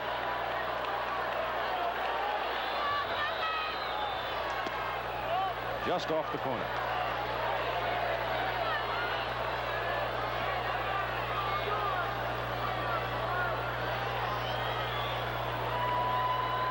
Wait till they get Big Stoddard back, that ex-basketball player who can blow you away. 6'7" right-hander. Reliever. That ball is hit to center field for Bunbury. Al retreating on it. Flags it down for the third out. So we've gone through 5 innings of play at Yankee Stadium. Baltimore 2-0. Back with more baseball after this word from our local station. Thurman, when I used to come up to hit, he and I would have these running conversations, and I would say to him, I know what you're doing. You're just trying to distract me. You know, it's not going to work. I'm going to get my hits tonight. And he would say, oh, yeah, but the pitcher has to make mistakes. We're all here as we go to the top of the 6th inning for the top of the order, and the Baltimore Orioles leading by a score of 2-0. Ron Guidry on the mound as the grounds crew have manicured the infield. We're ready to go, and to call it for you, here's Don Drysdale. All right, Keith, and it will be the top of the order. Al Bunbury, Kiko Garcia, and Ken Singleton in that order. Guidry finishing up his warm-up tosses. Ron's allowed 2 runs on only 4 hits. The Yankees no runs on 2 hits through 5. Bunbury tonight 0 for 2. He's bounced to Chambliss and was on a fielder's choice. Bunbury having a good year. You've heard us talk about him, but kind of in that same mold as Mickey Rivers was in the championship years here at New York. Having a good year, hitting .283, 4 home runs, 38 RBIs. And it was last Monday night you saw his home run in Milwaukee to win it. That's going to be a base hit, and they don't get on in a hurry. It's going to be more. It will be, as Bunbury doesn't even slow down as Brown gets it back in, and Bunbury's at second base with a double. You see Bunbury get over there to cut it off. Had that gotten through, it could have been an inside the park. I mean, Brown get over there to cut it off. He got over in a hurry, and we've seen him before, and he cuts a lot of balls off because he has got some excellent speed, and he has a long way to go for this as you look at it again. He flies. They had given him left center field, and the ball kicked a little bit back toward him. Another thing that deterred a quick throw was the fact that we did have rain here this afternoon, and the outfield is a bit soggy. Here's Kiko Garcia. He has struck out twice. Guidry has struck out 6.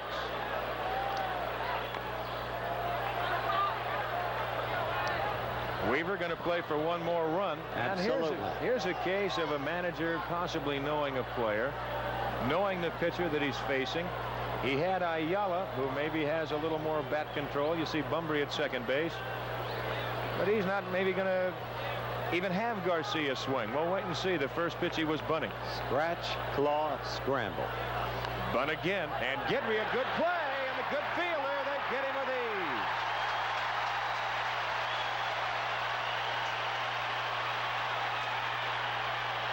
And we talked about the athlete that Guidry was. He got off that mound in a hurry, and as soon as he got the ball, he knew exactly what he was going to do with it. Bunbury back in the Baltimore dugout, but now instead of a runner at third and 1 out, look at it again. Ball kicked up high. Ball has stayed on the ground. If he'd been able to put it down on the ground, it might have been a little closer. And there's one gone. Kenny Singleton will step in. You see he's 0 for 2. Has bounced back to Guidry. He's struck out. 1 ball, no strikes to count. Let me tell you, under the circumstances prevailing here tonight, this is a good, solid ball.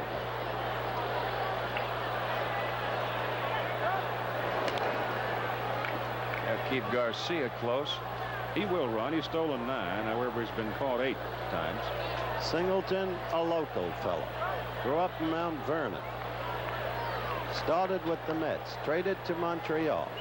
There, he met a man whom he credits with a lot of his success, Larry Doby, who gave him hitting instruction, hitting confidence. Just got an inside wisecrack from Chet 40 in the truck that is utterly irrelevant to the telecast.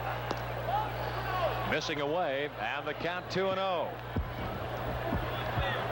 Mention the name of Johnny Grubb.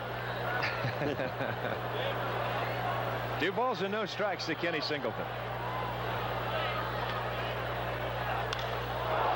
Well to the right side. Jackson a ways to go to the warning track to the wall. This ball is gone.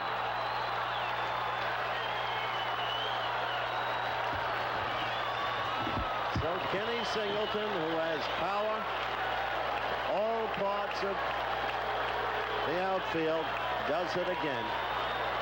Well, Singleton having himself quite a year, and it shows you the power that Singleton possesses. He hits his 28th home run of the year, has RBIs 84 and 85. Reggie Jackson went as high as he could. He was about a yard short. I'm going to put together a team of Mets who got away. Well, you know, Singleton, and we mentioned that point earlier, he had all that trouble with his arm, got the nerve transplanted, and he's so strong now in that right arm. He just powerhouse of a man. This is Eddie Murray, who's 0 for 2, has fouled out to Chambliss and struck out. And that's the story. 4-0 Baltimore, as they give Dennis Martinez a little more breathing room.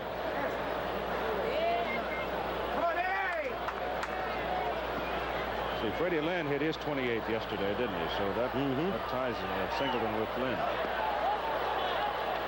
1 ball, 1 strike. There's 1 out, nobody on. 4-0 Baltimore. We're in the top half of the 6th inning. Cincinnati, by the way, leading Atlanta 2-1 in the 5th. Every game a big game for Cincinnati, trailing Houston by 5.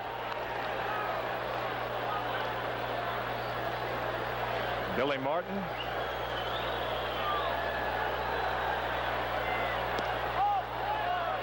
Pretty good change that time by Guidry. The count 3-1. Well, Singleton, his figures show what kind of year he's having. Starting tonight at 302, has now hit his 28th home run of the year. Now has 85 RBIs. 3-2 the count. He leads the club in runs scored now with 71. You see Kenny in the dugout. Walks with 77. Off the glove of Chambliss, and Randolph's got to run it down in a hurry.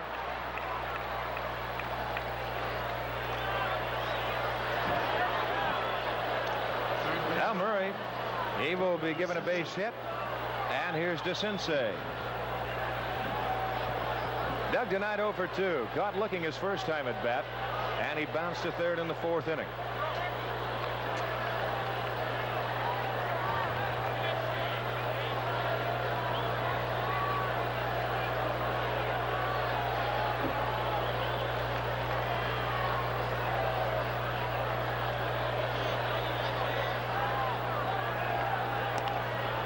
They will keep Murray close at first base.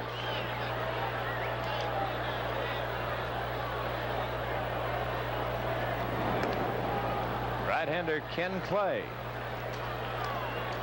He's in the Yankee bullpen.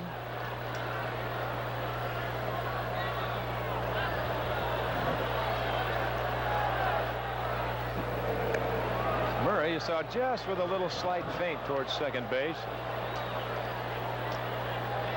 And Ron Davis gets up to join Clay. That was just enough to have Guidry throw over there.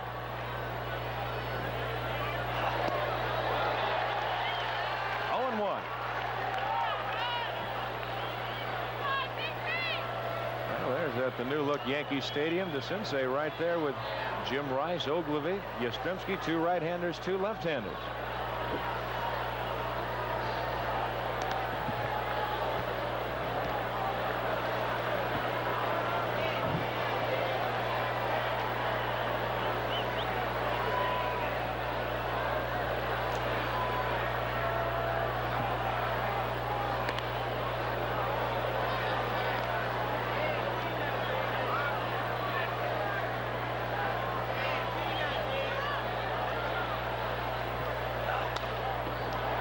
But foul down the third base side. That was just foul. Just barely.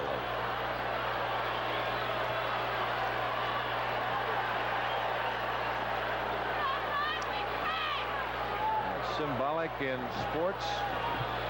The Yankees, of course, with their black armband. Look at Tommy John, Catfish Hunter. There's a newly acquired Yankee, Lenny Randall, sitting next to Tommy John.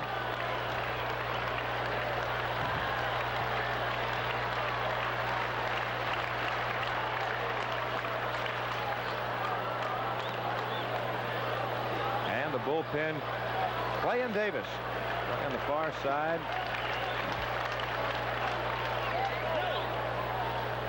Another good save by the young catcher, Golden.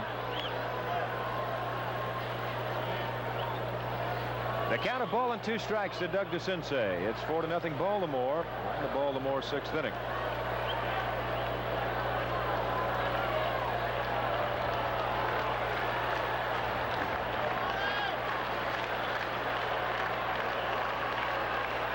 Guidry really kind of worried a little bit about Murray over there.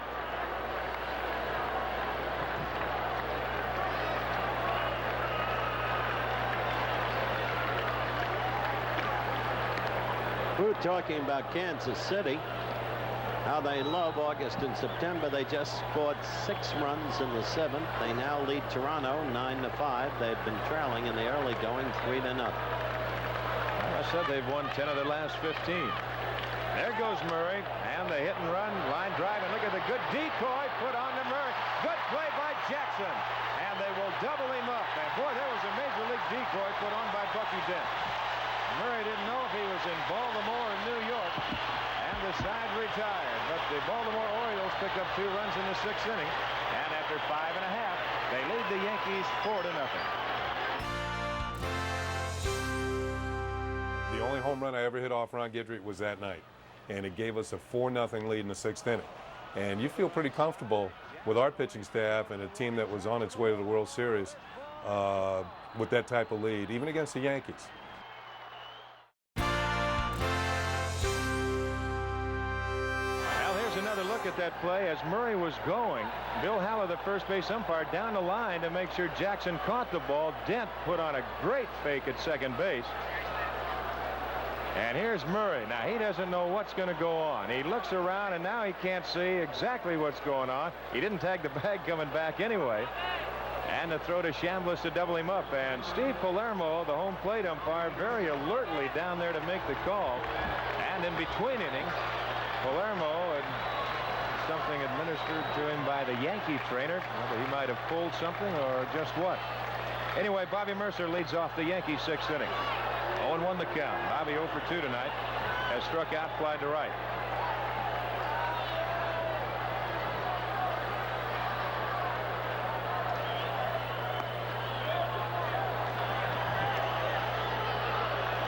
And we get word that Palermo had a muscle spasm in his back. But he's all right now. 1 ball, 1 strike the count. Line drive to Garcia. Well, what did Lou Burdette used to call that pitch? You got to throw some atom balls up there every now and then. Well, they hit it at him. He didn't throw many of those. He threw a lot of the kind you were so familiar with. Now. Here's Chris Chambliss. He's 0 for 2 tonight.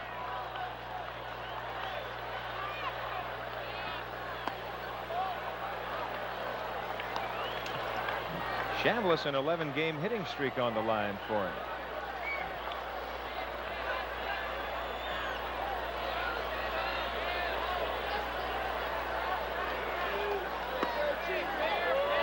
One ball, 1 strike. You look at the scores, what Howard was talking about before, that Kansas City 9-5 score over Toronto. Cincinnati 3-1 over Atlanta. No score Dodgers Giants. Good change by Martinez. Check that. It was the Giants 4-0. Dodgers been beating the Giants like a drum this weekend. Like a drum, eh? Yep. 8-1. Yeah, a lot of people might wonder, how in the world would you ever find a person like Dennis Martinez from Granada, Nicaragua? On the national team. That's right. Well, that's where he was in 1973. And Baltimore had originally signed a pitcher by the name of Tony Chavez, who is now at Rochester.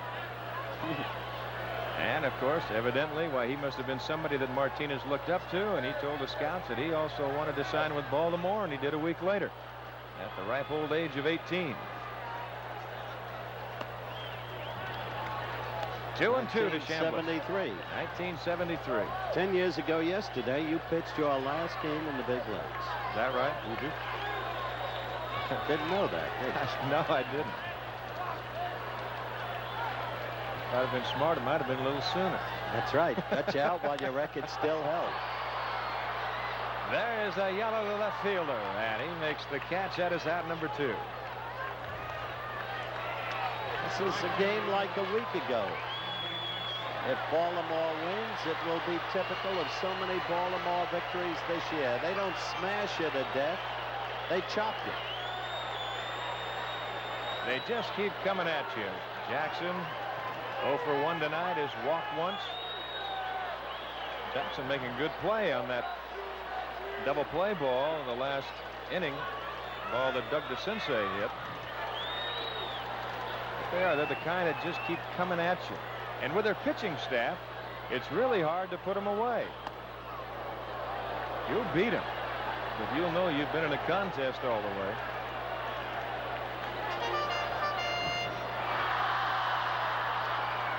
One ball and no strikes to Jackson, starting tonight at 296. Good curveball. 1-1. Dropped low. Reggie, a good low ball hitter, too. Well, there's where you go, power to power.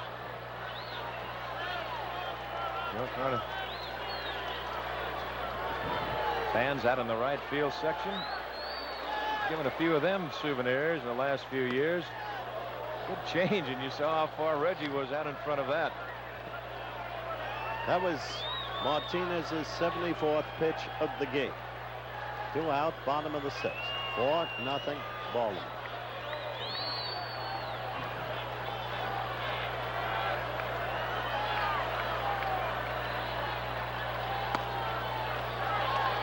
Three balls and a strike to Jackson.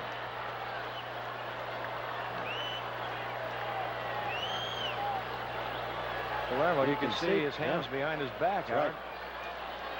Confounded muscle spasm like that just takes your breath away. He was really puffing there for a few minutes when they administered it. Well, the full count now to Jackson at 3-2. 3 balls, 2 strikes, 2 outs, nobody on. In the Yankees 6th, Baltimore on top, 4-zip. Kansas City still at bat in the 7th. They've scored 9 runs so far. They're ahead 12-5. Home plate umpire Steve Palermo.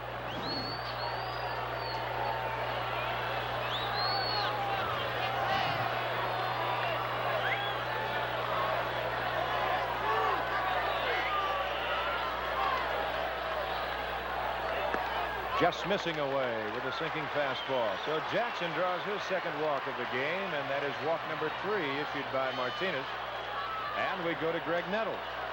So the Yankees really just one swing away of getting themselves back in the ball game, and certainly a man who can get you in the ball game with one swing of the bat.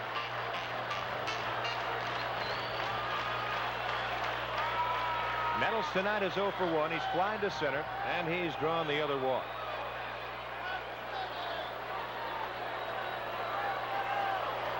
Yankees with only 3 hits off of Dennis Martinez.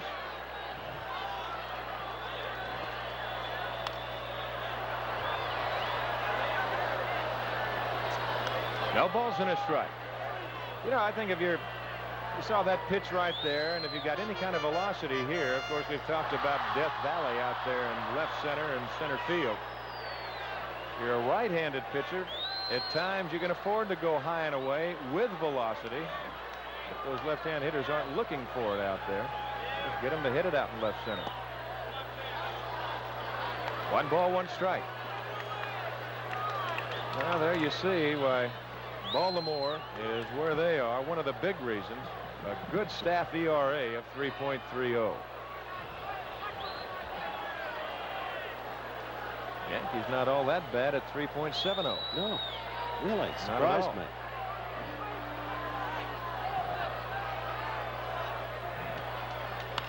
Line drive, base hit, left center field. Jackson to second. He'll turn and go on to third as Bunbury gets it back in. And the Yankees put runners at the corners with 2 outs, and the hitter will be Jim Spencer.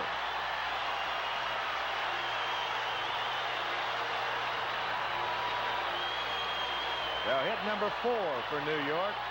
Martinez got a change high over the plate. Spencer has lined to center, and he's bounced to second.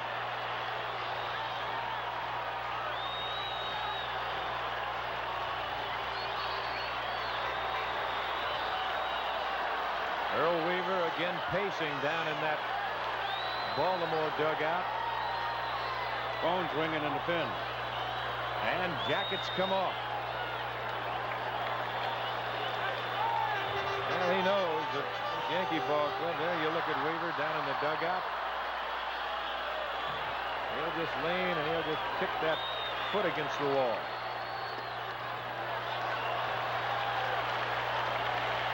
One and 0 to Jim. There's Stewart and Tippy Martinez, the left-hander. Stewart, the right-hander.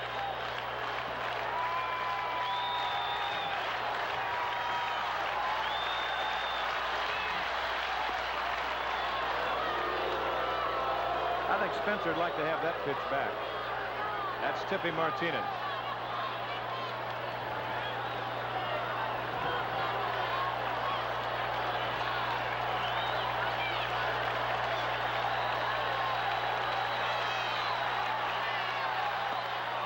Good curveball. And right-hander Sammy Stewart. Think he's bad? 1 ball, 2 strikes. That's Jackson at third. And at first base, Greg Nettles. 1 ball, 2 strikes to Spencer.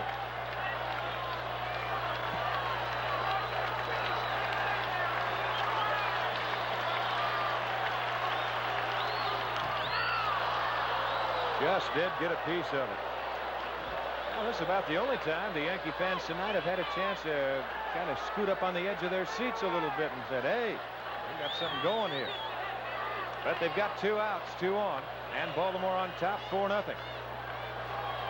Look around Yankee Stadium. Bunbury, see Bunbury way over in right center field. They play Spencer to pull, and deep in right is Kenny Singleton.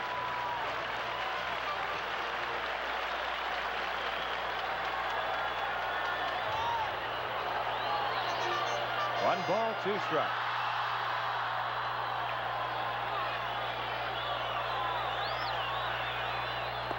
Good curveball, got him. And the Yankees are gone in the 6th inning and through 6. It remains Baltimore 4 and the New York Yankees nothing.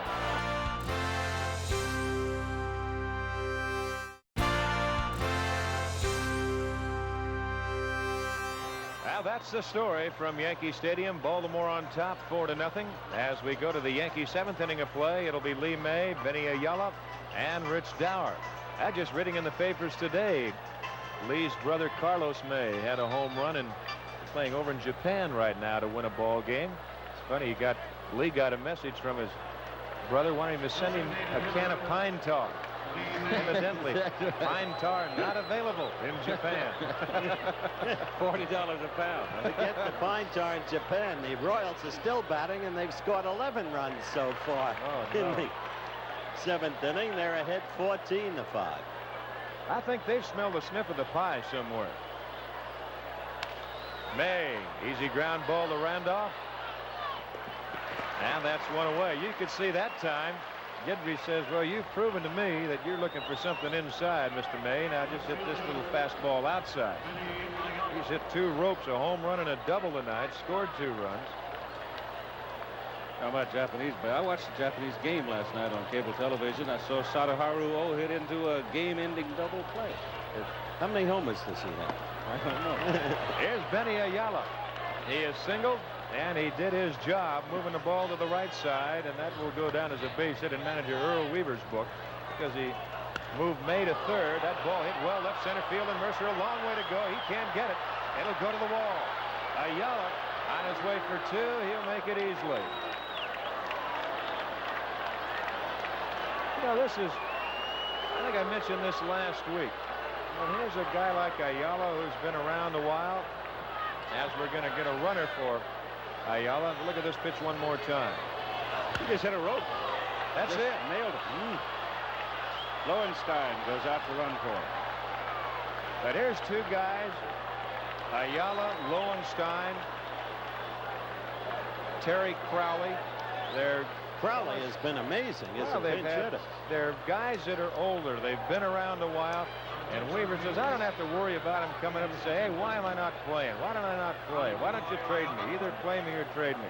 They know what their function is on this Baltimore ball club, and they just make it so much easier for them. Use the right word, function. They are functional ball players. They have a way of producing when it matters. Here's Rich Dower. Look out. That might have crossed Gould enough.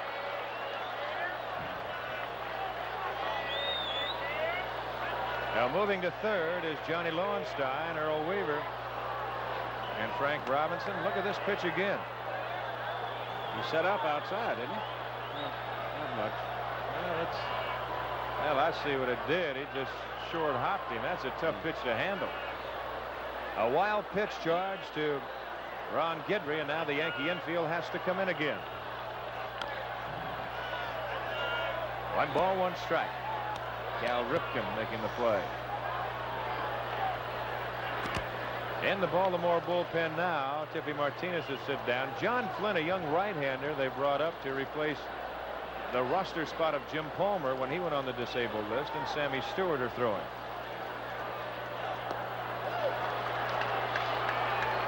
One and 2 the count.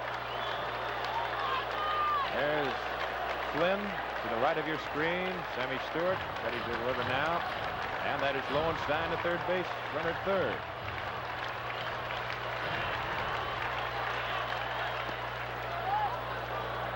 Two balls, 2 strikes. There's the Yankee bullpen. Ron Davis. And that is Ron Davis. Boy, he's had some kind of a year for the New York Yankees.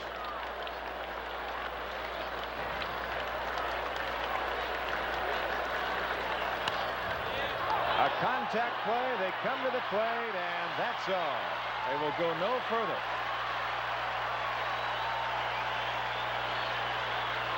Now the easy one-hopper hit to Nettles, and they cut down Lowenstein at the plate, and all that is strictly a contact play. You go at contact. With the block now put on by Goulden. You see Lowenstein, his eyes, he didn't even hesitate whatsoever as you look at it from another angle. What do you think of him handling that play one-handed? I'm not sure about that. That's the first thing that crossed through my mind. I just wonder. It's up to the manager what he thinks about it. A little risky. This is Dave Skaggs, the catcher. He's 1 for 2. When you come like that, it's awful easy, especially when you've got the ball that early. And the base runner sees that, he just might bump the glove or something and knock it off, knock the ball out of your hand. It's a lot easier. You get that bare hand in there to hold on and then just swing with him.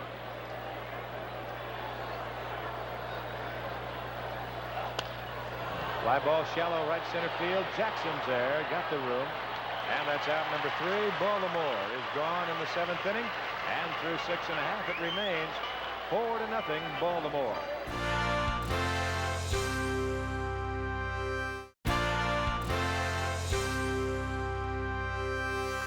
Now the new left fielder will be Johnny Lowenstein, as he was a runner for Ayala. And Bobby Brown leads it off for the Yankees. A line drive, and it's right there to Dower. They keep throwing him that low stuff. He's only 1 for 3, but he could have easily been 3 for 3. He eats it up, Don. He's hit that low pitch good. Here's Brad Golden, who has bounced his short and singled. He's 1 for 2 tonight.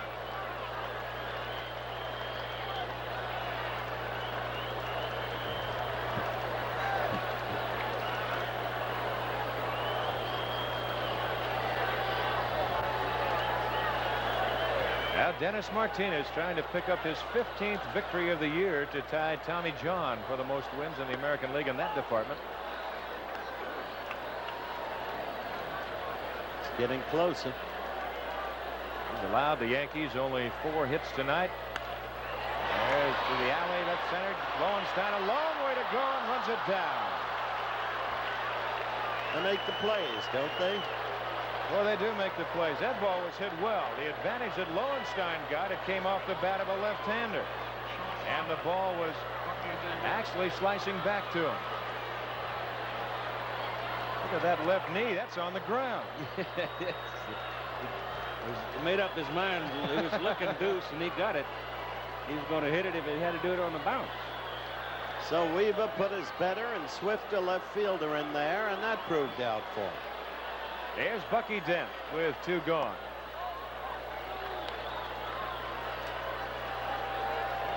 One ball and no strikes.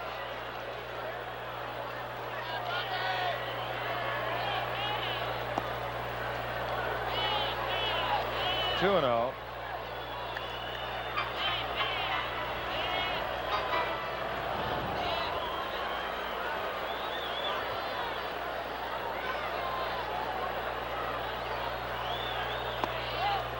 Three balls and no strikes.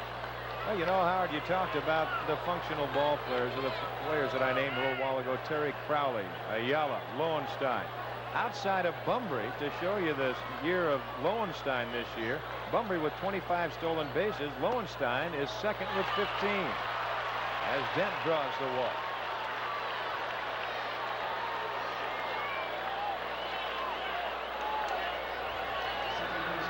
Now the 2-out walk to Bucky Dent. We go to the top of the order, and Willie Randolph. He is 1 for 3 tonight. He singled his first time at bat. Then he bounced to third and fly to center.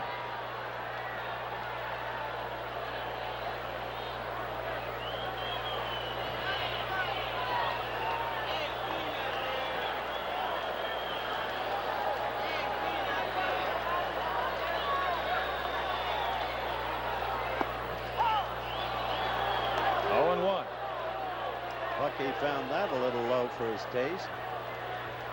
Willie, I mean.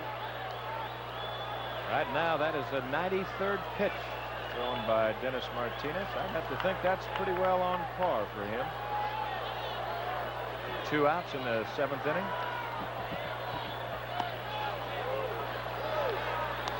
You see, too, that Steve Palermo, the home plate umpire, is still hurting.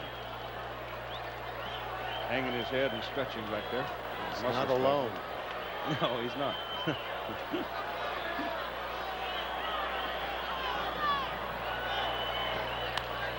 Down the line, couldn't could be for extra bases. It will be. Moving to third is Dent. To second base is Randolph, and they will hold in at third.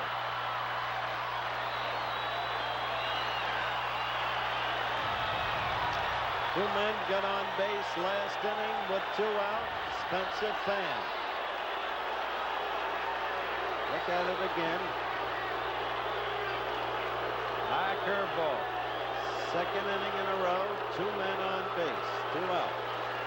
Well, it's just the case. The Yankees have actually, the last couple of innings, now they've been a base hit from being right back in this ball game. Bobby Mercer will be the hitter. Bobby tonight is 0 for 3, struck out, fly to right, and line to short. Second time up. He hit one to deep right, but hit under. Fell by a fraction of an inch to put it out. That gets Tippy Martinez back up in the pen, too, along with Sammy Stewart.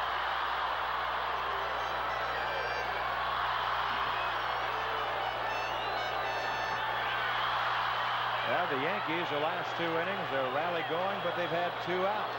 He got Spencer to strike out to end the 6th inning, and now he's got Mercer with runners at second and third.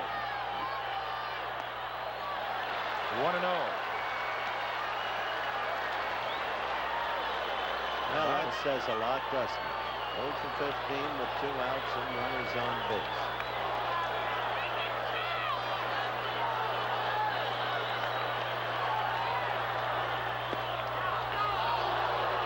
There's a good pitch, and you know if you're standing out there facing Bobby Mercer right now, he's looking for some kind of a pitch from the middle of the plate in that he can try and jerk out of here. That's Dent at third. Randolph at second. Well, at least that he can drive somewhere. He did drive it down the line. It's fair. It is gone. I said he was due to break out of it earlier in the game. He got his pitch from the middle inside, and so we have a ball game. This is the man who broke down this morning in the middle of his eulogy at Thurman Munson's funeral services. A close friend of Thurman Munson's from his earlier days as a Yankee. You could just see that he was ready to erupt. Now there's Weaver going to the mound. You look at it again. And he got it all.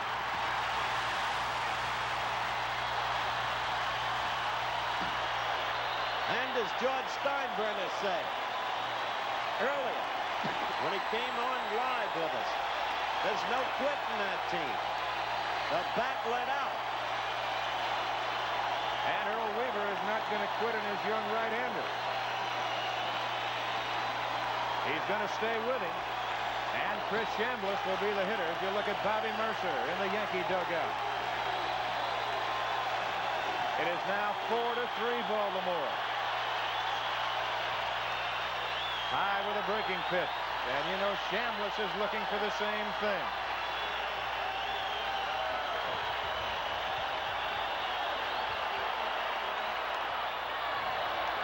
I would say if Chris gets aboard, Jackson will not see Dennis Martinez. No, he won't. He'll see somebody by the name, I would believe, of Tippy Martinez, who is throwing out in the Baltimore bullpen. There's Tippy Martinez. He's ready. He's been up. He'll just watch the action, then throw a pitch. Tippy, one of 2 fine Baltimore pitchers, a prior Yankee. The other, Scott McGregor. Went in the Holtzman deal. Remember, Dunn? I sure do. Kenny Holtzman now with the Chicago Cubs. Back home.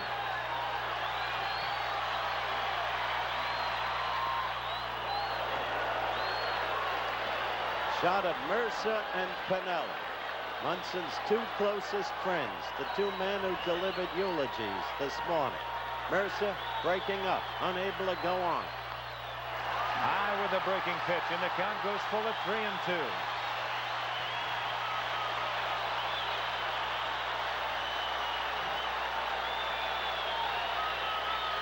Mercer describing to Piniella how he timed Martinez. Line looker. It's going to drop for a base hit. Chambliss a big turn, and he'll hold right there. Reggie Jackson coming up. Let's see what Mr. Weaver does.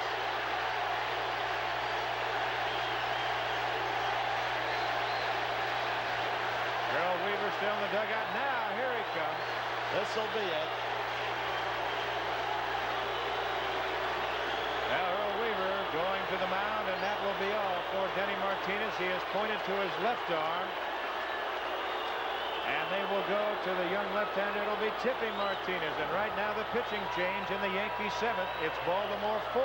Now the Yankees 3. Dennis Martinez was the pitcher. And he was noted for his good curveball, a good fastball and good curveball. And I think it was a curveball that I hit. I hope it was a curveball because I wanted to make sure I hit his best pitch. I knew I hit it pretty good, and I was glad it went out and brought us to at least within one run of the Orioles. Now there you see the story of Tippy Martinez in the year 1979, now making his 25th appearance of the year. And a good record. He's had a good year, Howard. It doesn't really tell the story, that graphic. There is an important graphic. Not a home run since May 30th of '78. But let's take it further. That's the man who hit the last home run off Tippy. But let's take Tippy further. Incredibly, he's retired 39 of the last 42 batters he has faced. In his last 12 appearances, covering 25 innings, he has allowed a total of 3 runs and 4 hits. Now that's what Baltimore has been getting all year. There is Ron Guidry, a chance to bail out. Ron has not pitched a super game. He looked super at the very start, but gave up key hits to Lee May twice, won a homer, and a 2-run homer to Kenny Single.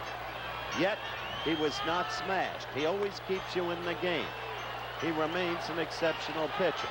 But this Baltimore team, with its unending pitching depth, can drive you crazy. And once again, we're right back to where they've been in the last 3 previous ball games, a 1-run ball game. And Reggie Jackson will be the hitter. Jackson is 0 for 1. That was against Dennis Martinez. He struck out, and he walked twice. But now you go left-hander to left-hander. The tying run aboard, Chris Chambliss at first. Oh, there's it.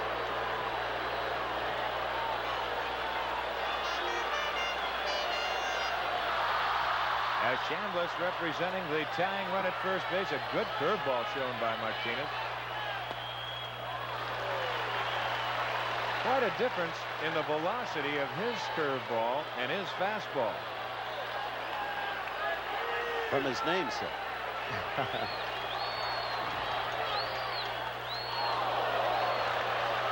2 balls and a strike. Billy Martin. I'll tell you, one of the things that's amazing to me, though, is how often Reggie Jackson is put in the cooker. How many times it happens. The crucible. That is Chambliss at first. He carries the tying run.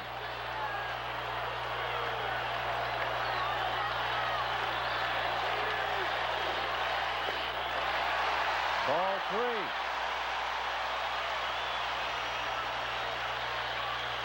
3 balls to strike as the Yankee fans come to life here at Yankee Stadium. How quickly it became a ball game, didn't it? The 3-run home run by Bobby Mercer has put him right back in it. 4-3 Baltimore, and we're in the last half of the 7th inning. 3-2. I believe Jackson went after ball 4.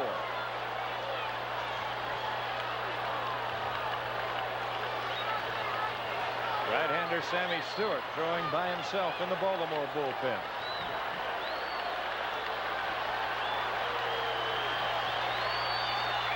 And with a 3-2 count, Chambliss will be going. He goes. DeCinces boots it, and no play. You could see the ball play Doug rather than Doug play the ball. You could just see it. Now that that's exactly what happened. The ball hit off the end of the bat. DeCinces laid back, then he started the charge, and he played himself to an in-between hop. Look at it again. Now the Yankees with the tying run at second base in Chambliss. The go-ahead run at first base, and Greg Nettles will be the hitter. That's the 7th error this year by DeCinces. Only 7. Boy, that's an amazing stat right there, too.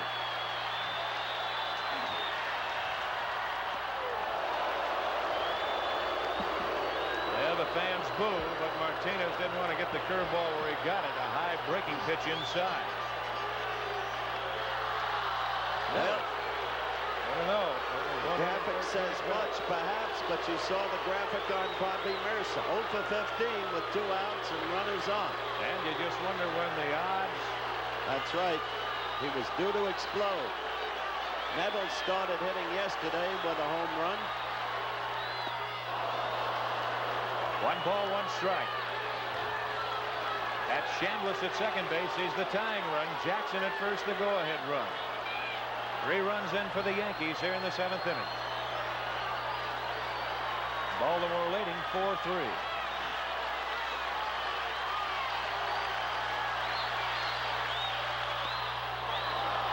Good pitch. 1-2 the count. There's Lou Piniella out on deck, and he'll hit for Jim Spencer in the designated hitter spot.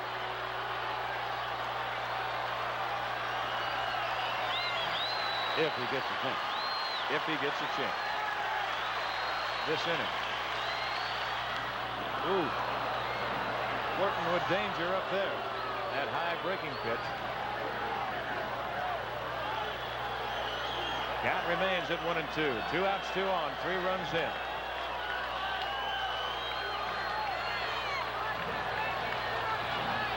That's the story. 4-3 Baltimore.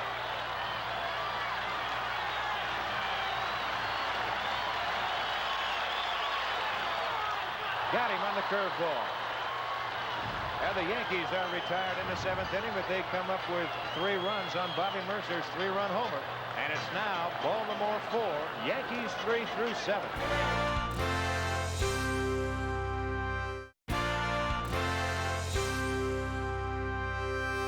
Now there's the story from Yankee Stadium here in New York. Baltimore leading 4-0 till Bobby Mercer's 3-run home in the 7th inning. It's now 4-3. And I'm Don Drysdale with Howard Cosell and Keith Jackson as we go to the 8th. And once again, here's Keith.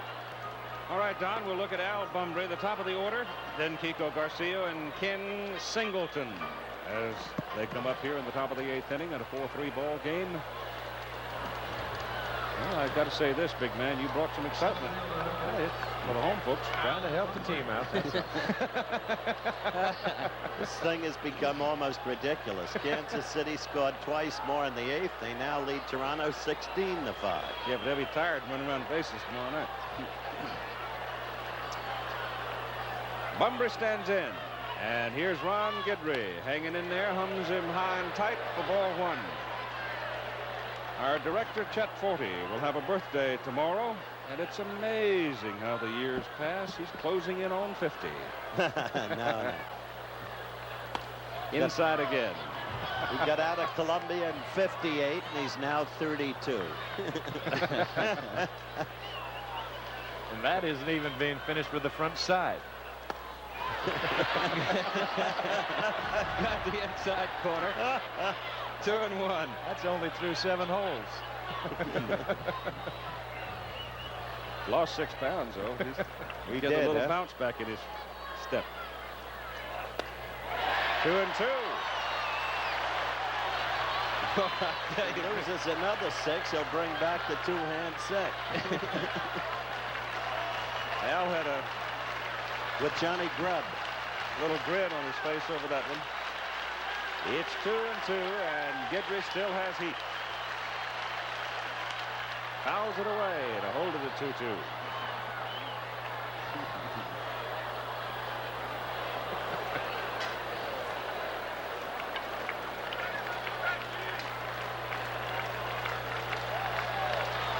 Time called. Guidry a little bit charged up right now. He wants to get it and throw it, and Bunbury said, wait a minute, let me get ready. Oh, Well, he paralyzed him with that pitch.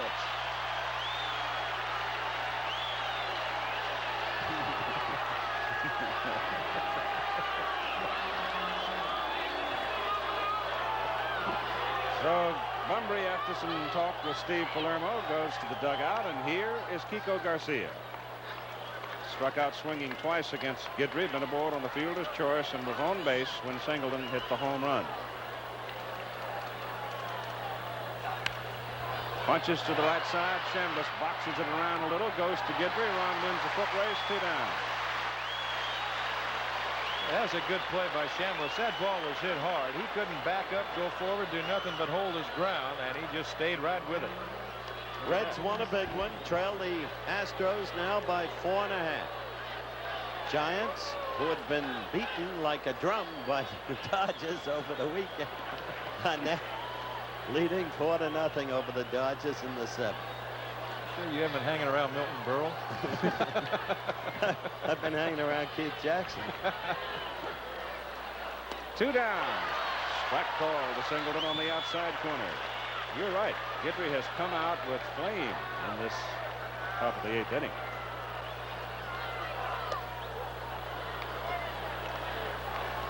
Singleton and Lynn are tied for the home run leadership in the American League. Gorman Thomas and Jimmy Rice and Don Baylor all right there. That Gorman Thomas really sneaks in there between strikeouts, doesn't he? He does. He gets to hitting them in bunches, too.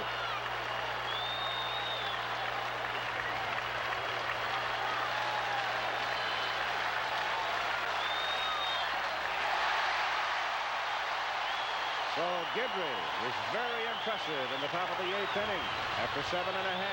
4-3 Baltimore.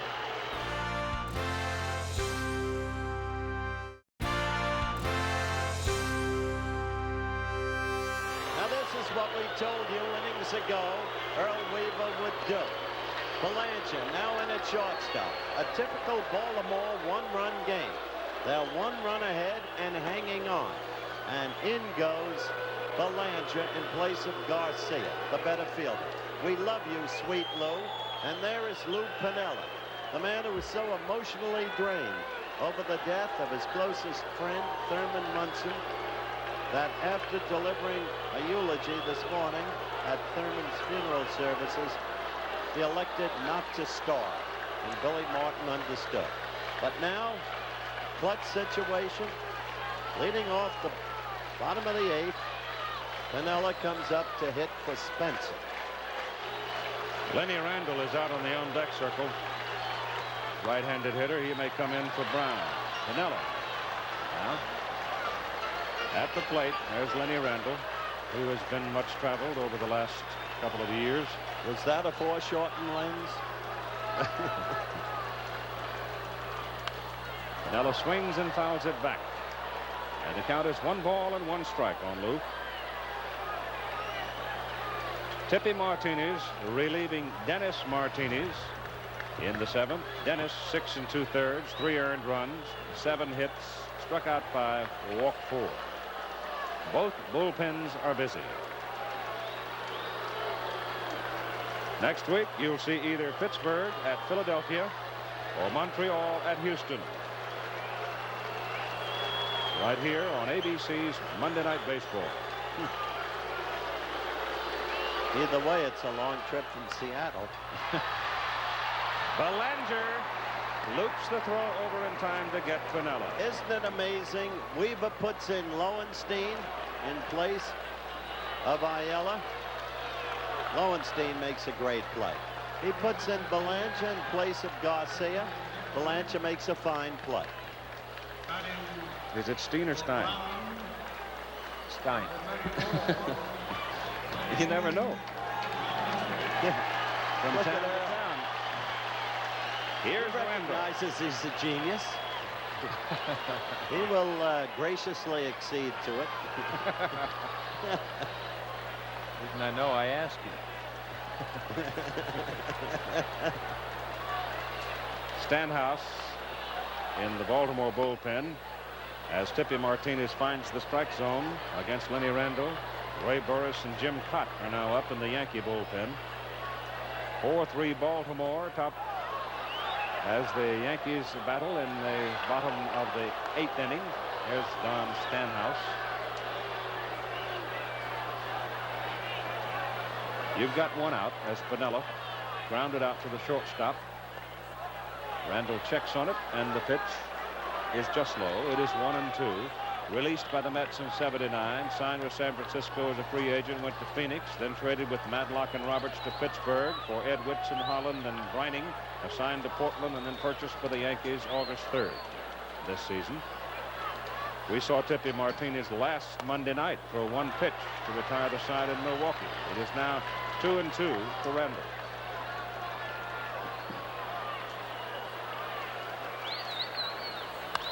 Ball is hit to left center field. Lowenstein coming. Oh, what a fine play.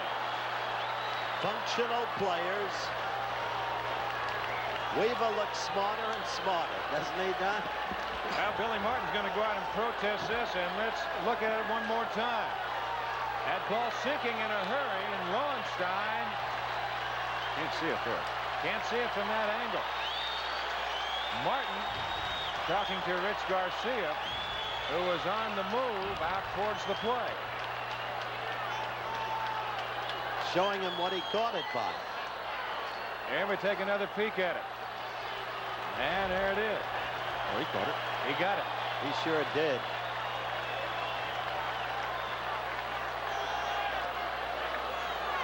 One more time. There's those big gloves and the big whip. Roy White hits for Golden here in the bottom of the 8th inning with 2 away.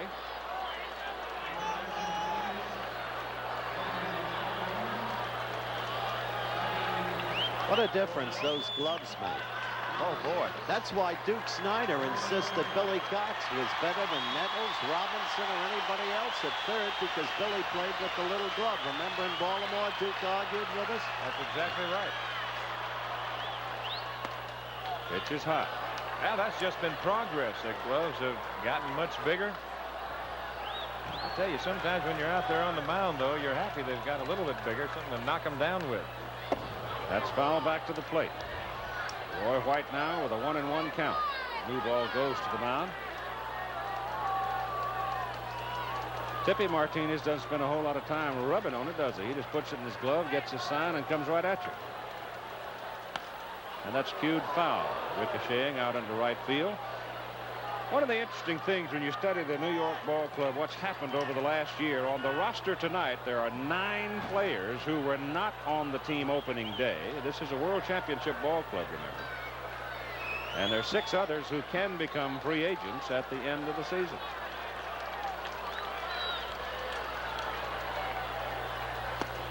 There's a strike call as Martinez came in with a fastball. And so, after 8, it's 4-3 Baltimore. Back with more after this word from our local station.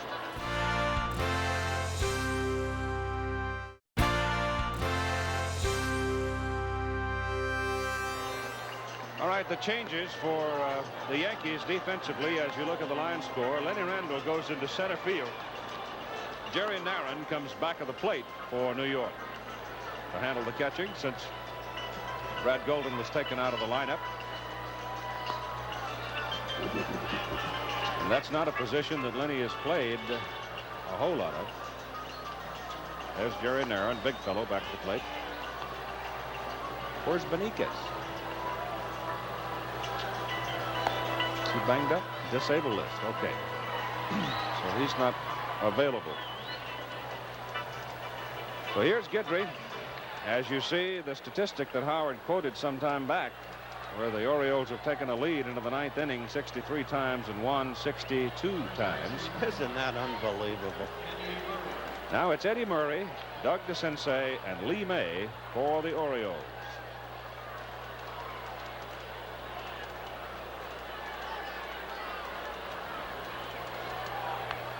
Puts it down. It's a good bunt.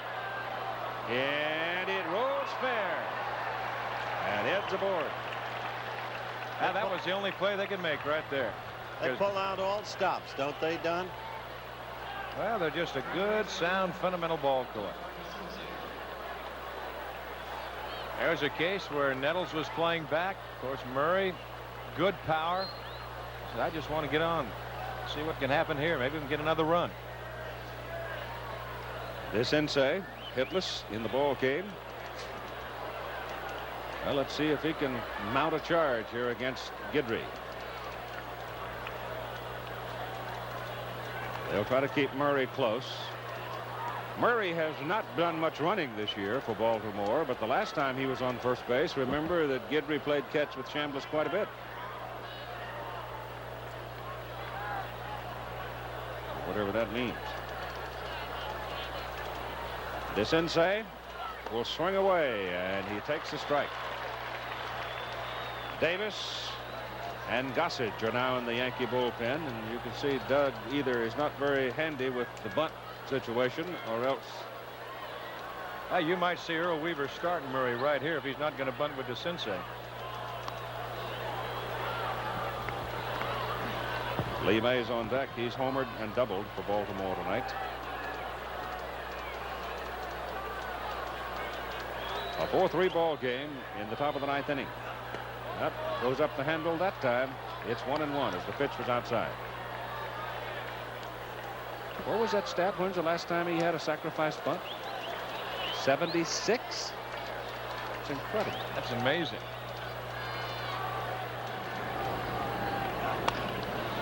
Toward the hole, Nettles doesn't get it. Great play by Dent. Goes to second, gets the fourth.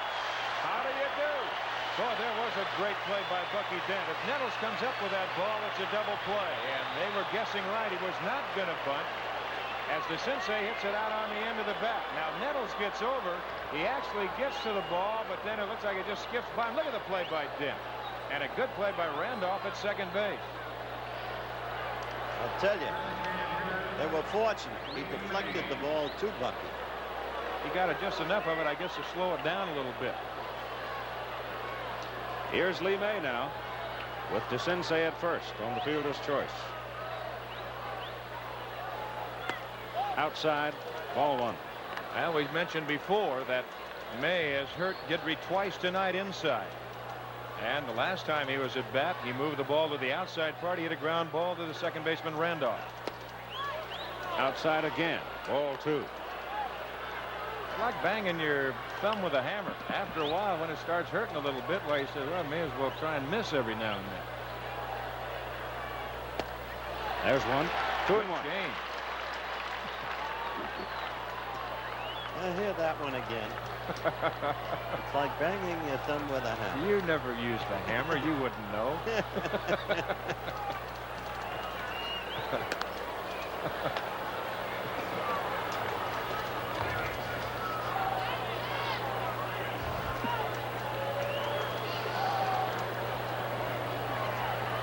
Two and one to May. Fouled at the plate. Make it 2-2.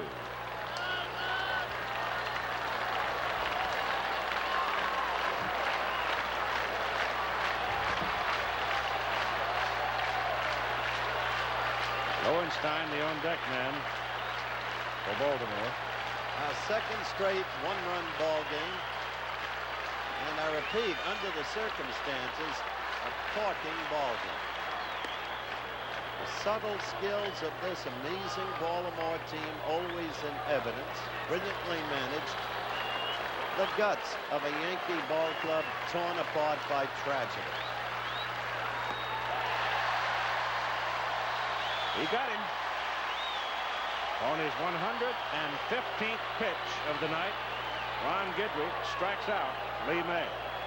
2 down.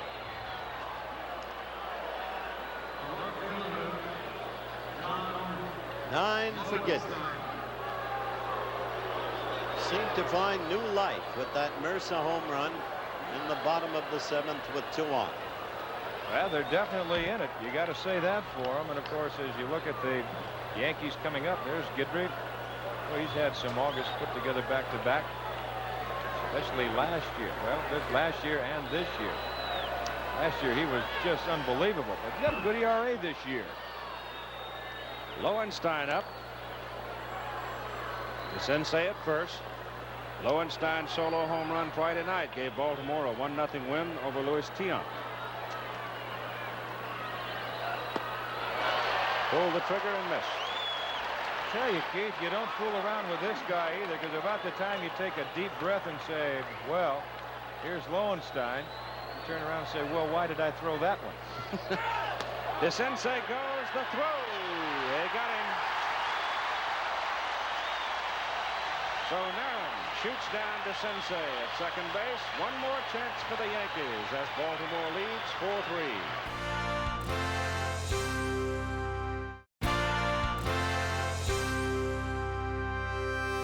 The flags at half-mast here at Yankee Stadium, across the city. Governor Kerry asking the state, remember this man, Thurman Munson.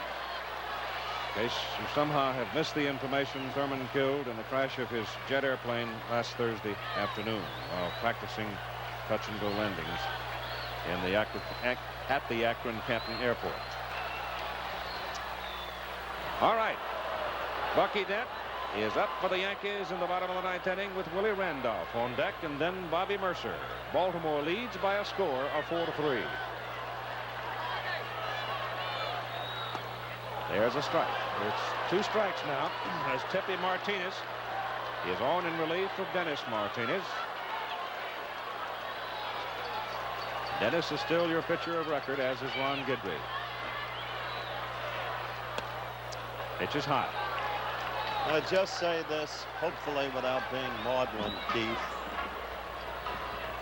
to Mrs. Diane Munson, who I know is watching tonight. It's scant solace, but it is scant solace. But if athletes ought to be treated as heroes in this country, your husband deserved it.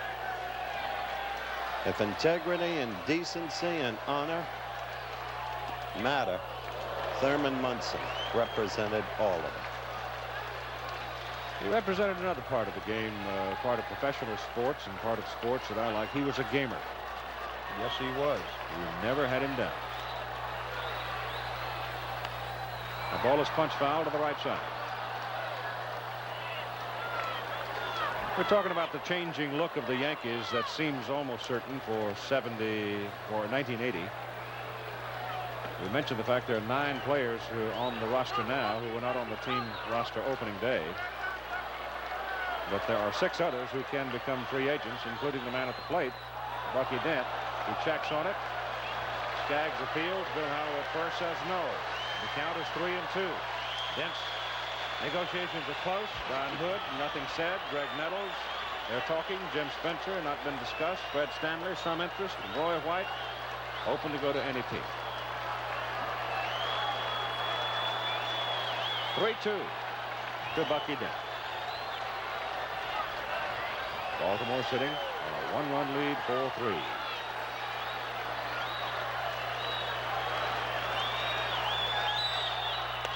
Pitch is high.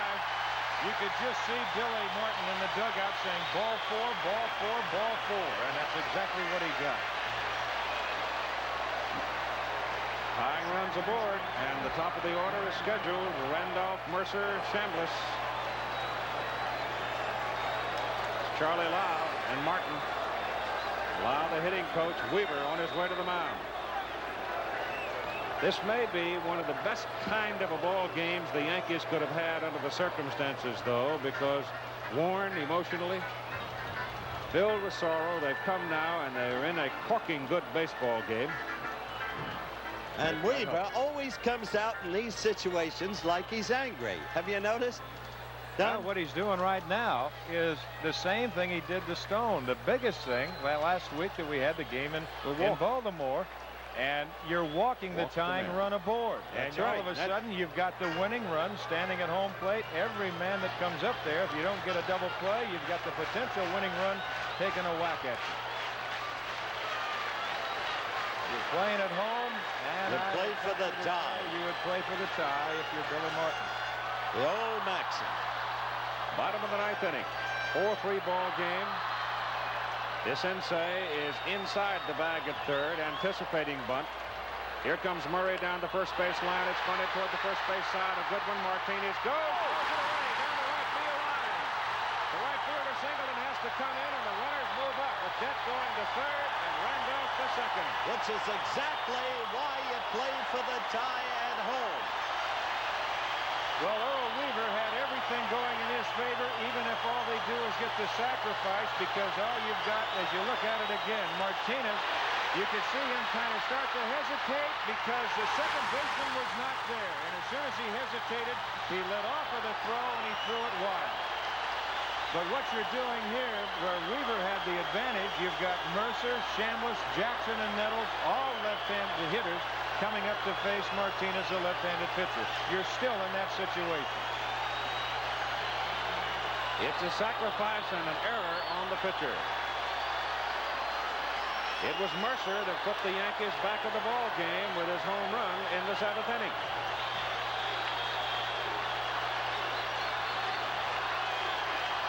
Let's see if they try to take the bat out of his hand now and put him aboard. No, at the moment don't indicate it. They will pitch to him.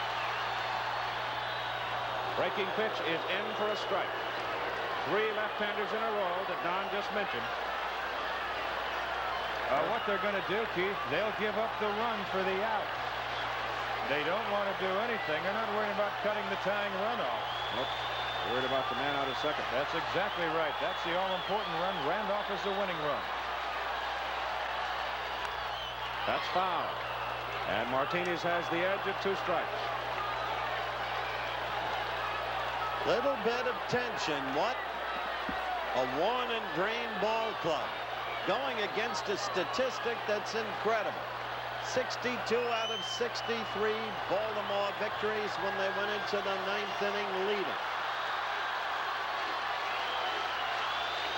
Now, on the brink of being tied, maybe beaten. The 2-strike pitch coming to Mercer. Ball is hit down the left side. It's a fair ball going to the corner. Randolph turns at third. He comes to score. The Yankees win 5-4. And so the New York Yankees, still the world champions, in an absolutely thrilling game. Look at them out there on a day when they buried their team captain and leader, who tragically died at the age of 32 last Thursday afternoon at the Canton-Akron Regional Airport. And the hero, Bobby Mercer, one of 2 eulogists for the Yankees today in Canton. The man who broke up, who couldn't go on. Munson, his leader, his friend. The man who meant so much to Bobby Mercer in the formulation of his own career. And it's almost symbolic, without, as I said earlier, being maudlin. They won this game for their team captain. There's another look at it. And what a finish to a ball game that became more than an ordinary ball game, Keith, and you know it. Emotion won this game. Usually Billy Martin would have sent up a right-handed hitter to hit for Bobby against a lefty, but he left him in there for some reason. I don't know what it is, and I don't think Bobby knows what that reason is till this day. Never did ask Billy this, why he let me hit that night versus Tippy Martinez. But I'm glad he did, because I slashed one down the left field line, and it turned out to be a game winner. I was playing right field, and when you're playing right field here, it's a long walk from right field to the clubhouse. It was a walk-off hit. And I can remember the fans going crazy.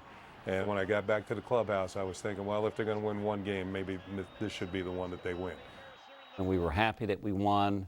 I think we felt like that Thurman played a part in it somehow, some way, that we were doing it for him on his night. We needed something to laugh at, you know. We needed something to feel good about, because it had been such a tragedy, and we had, you know, everybody had cried more than we could cry, and we needed something to lift our spirits a bit. But it wasn't only us, you know, it was the fans. I mean, it was as much the fans as it was the team and the organization. I mean, the fans loved Thurman just as much as we did, and they hurt just as much as we did. They cried as much as we did, so it wasn't just for us, but it was a good feeling after all the things that the team had been through, the fans had been through to win a game like that. I mean, you know, it couldn't have played out any better.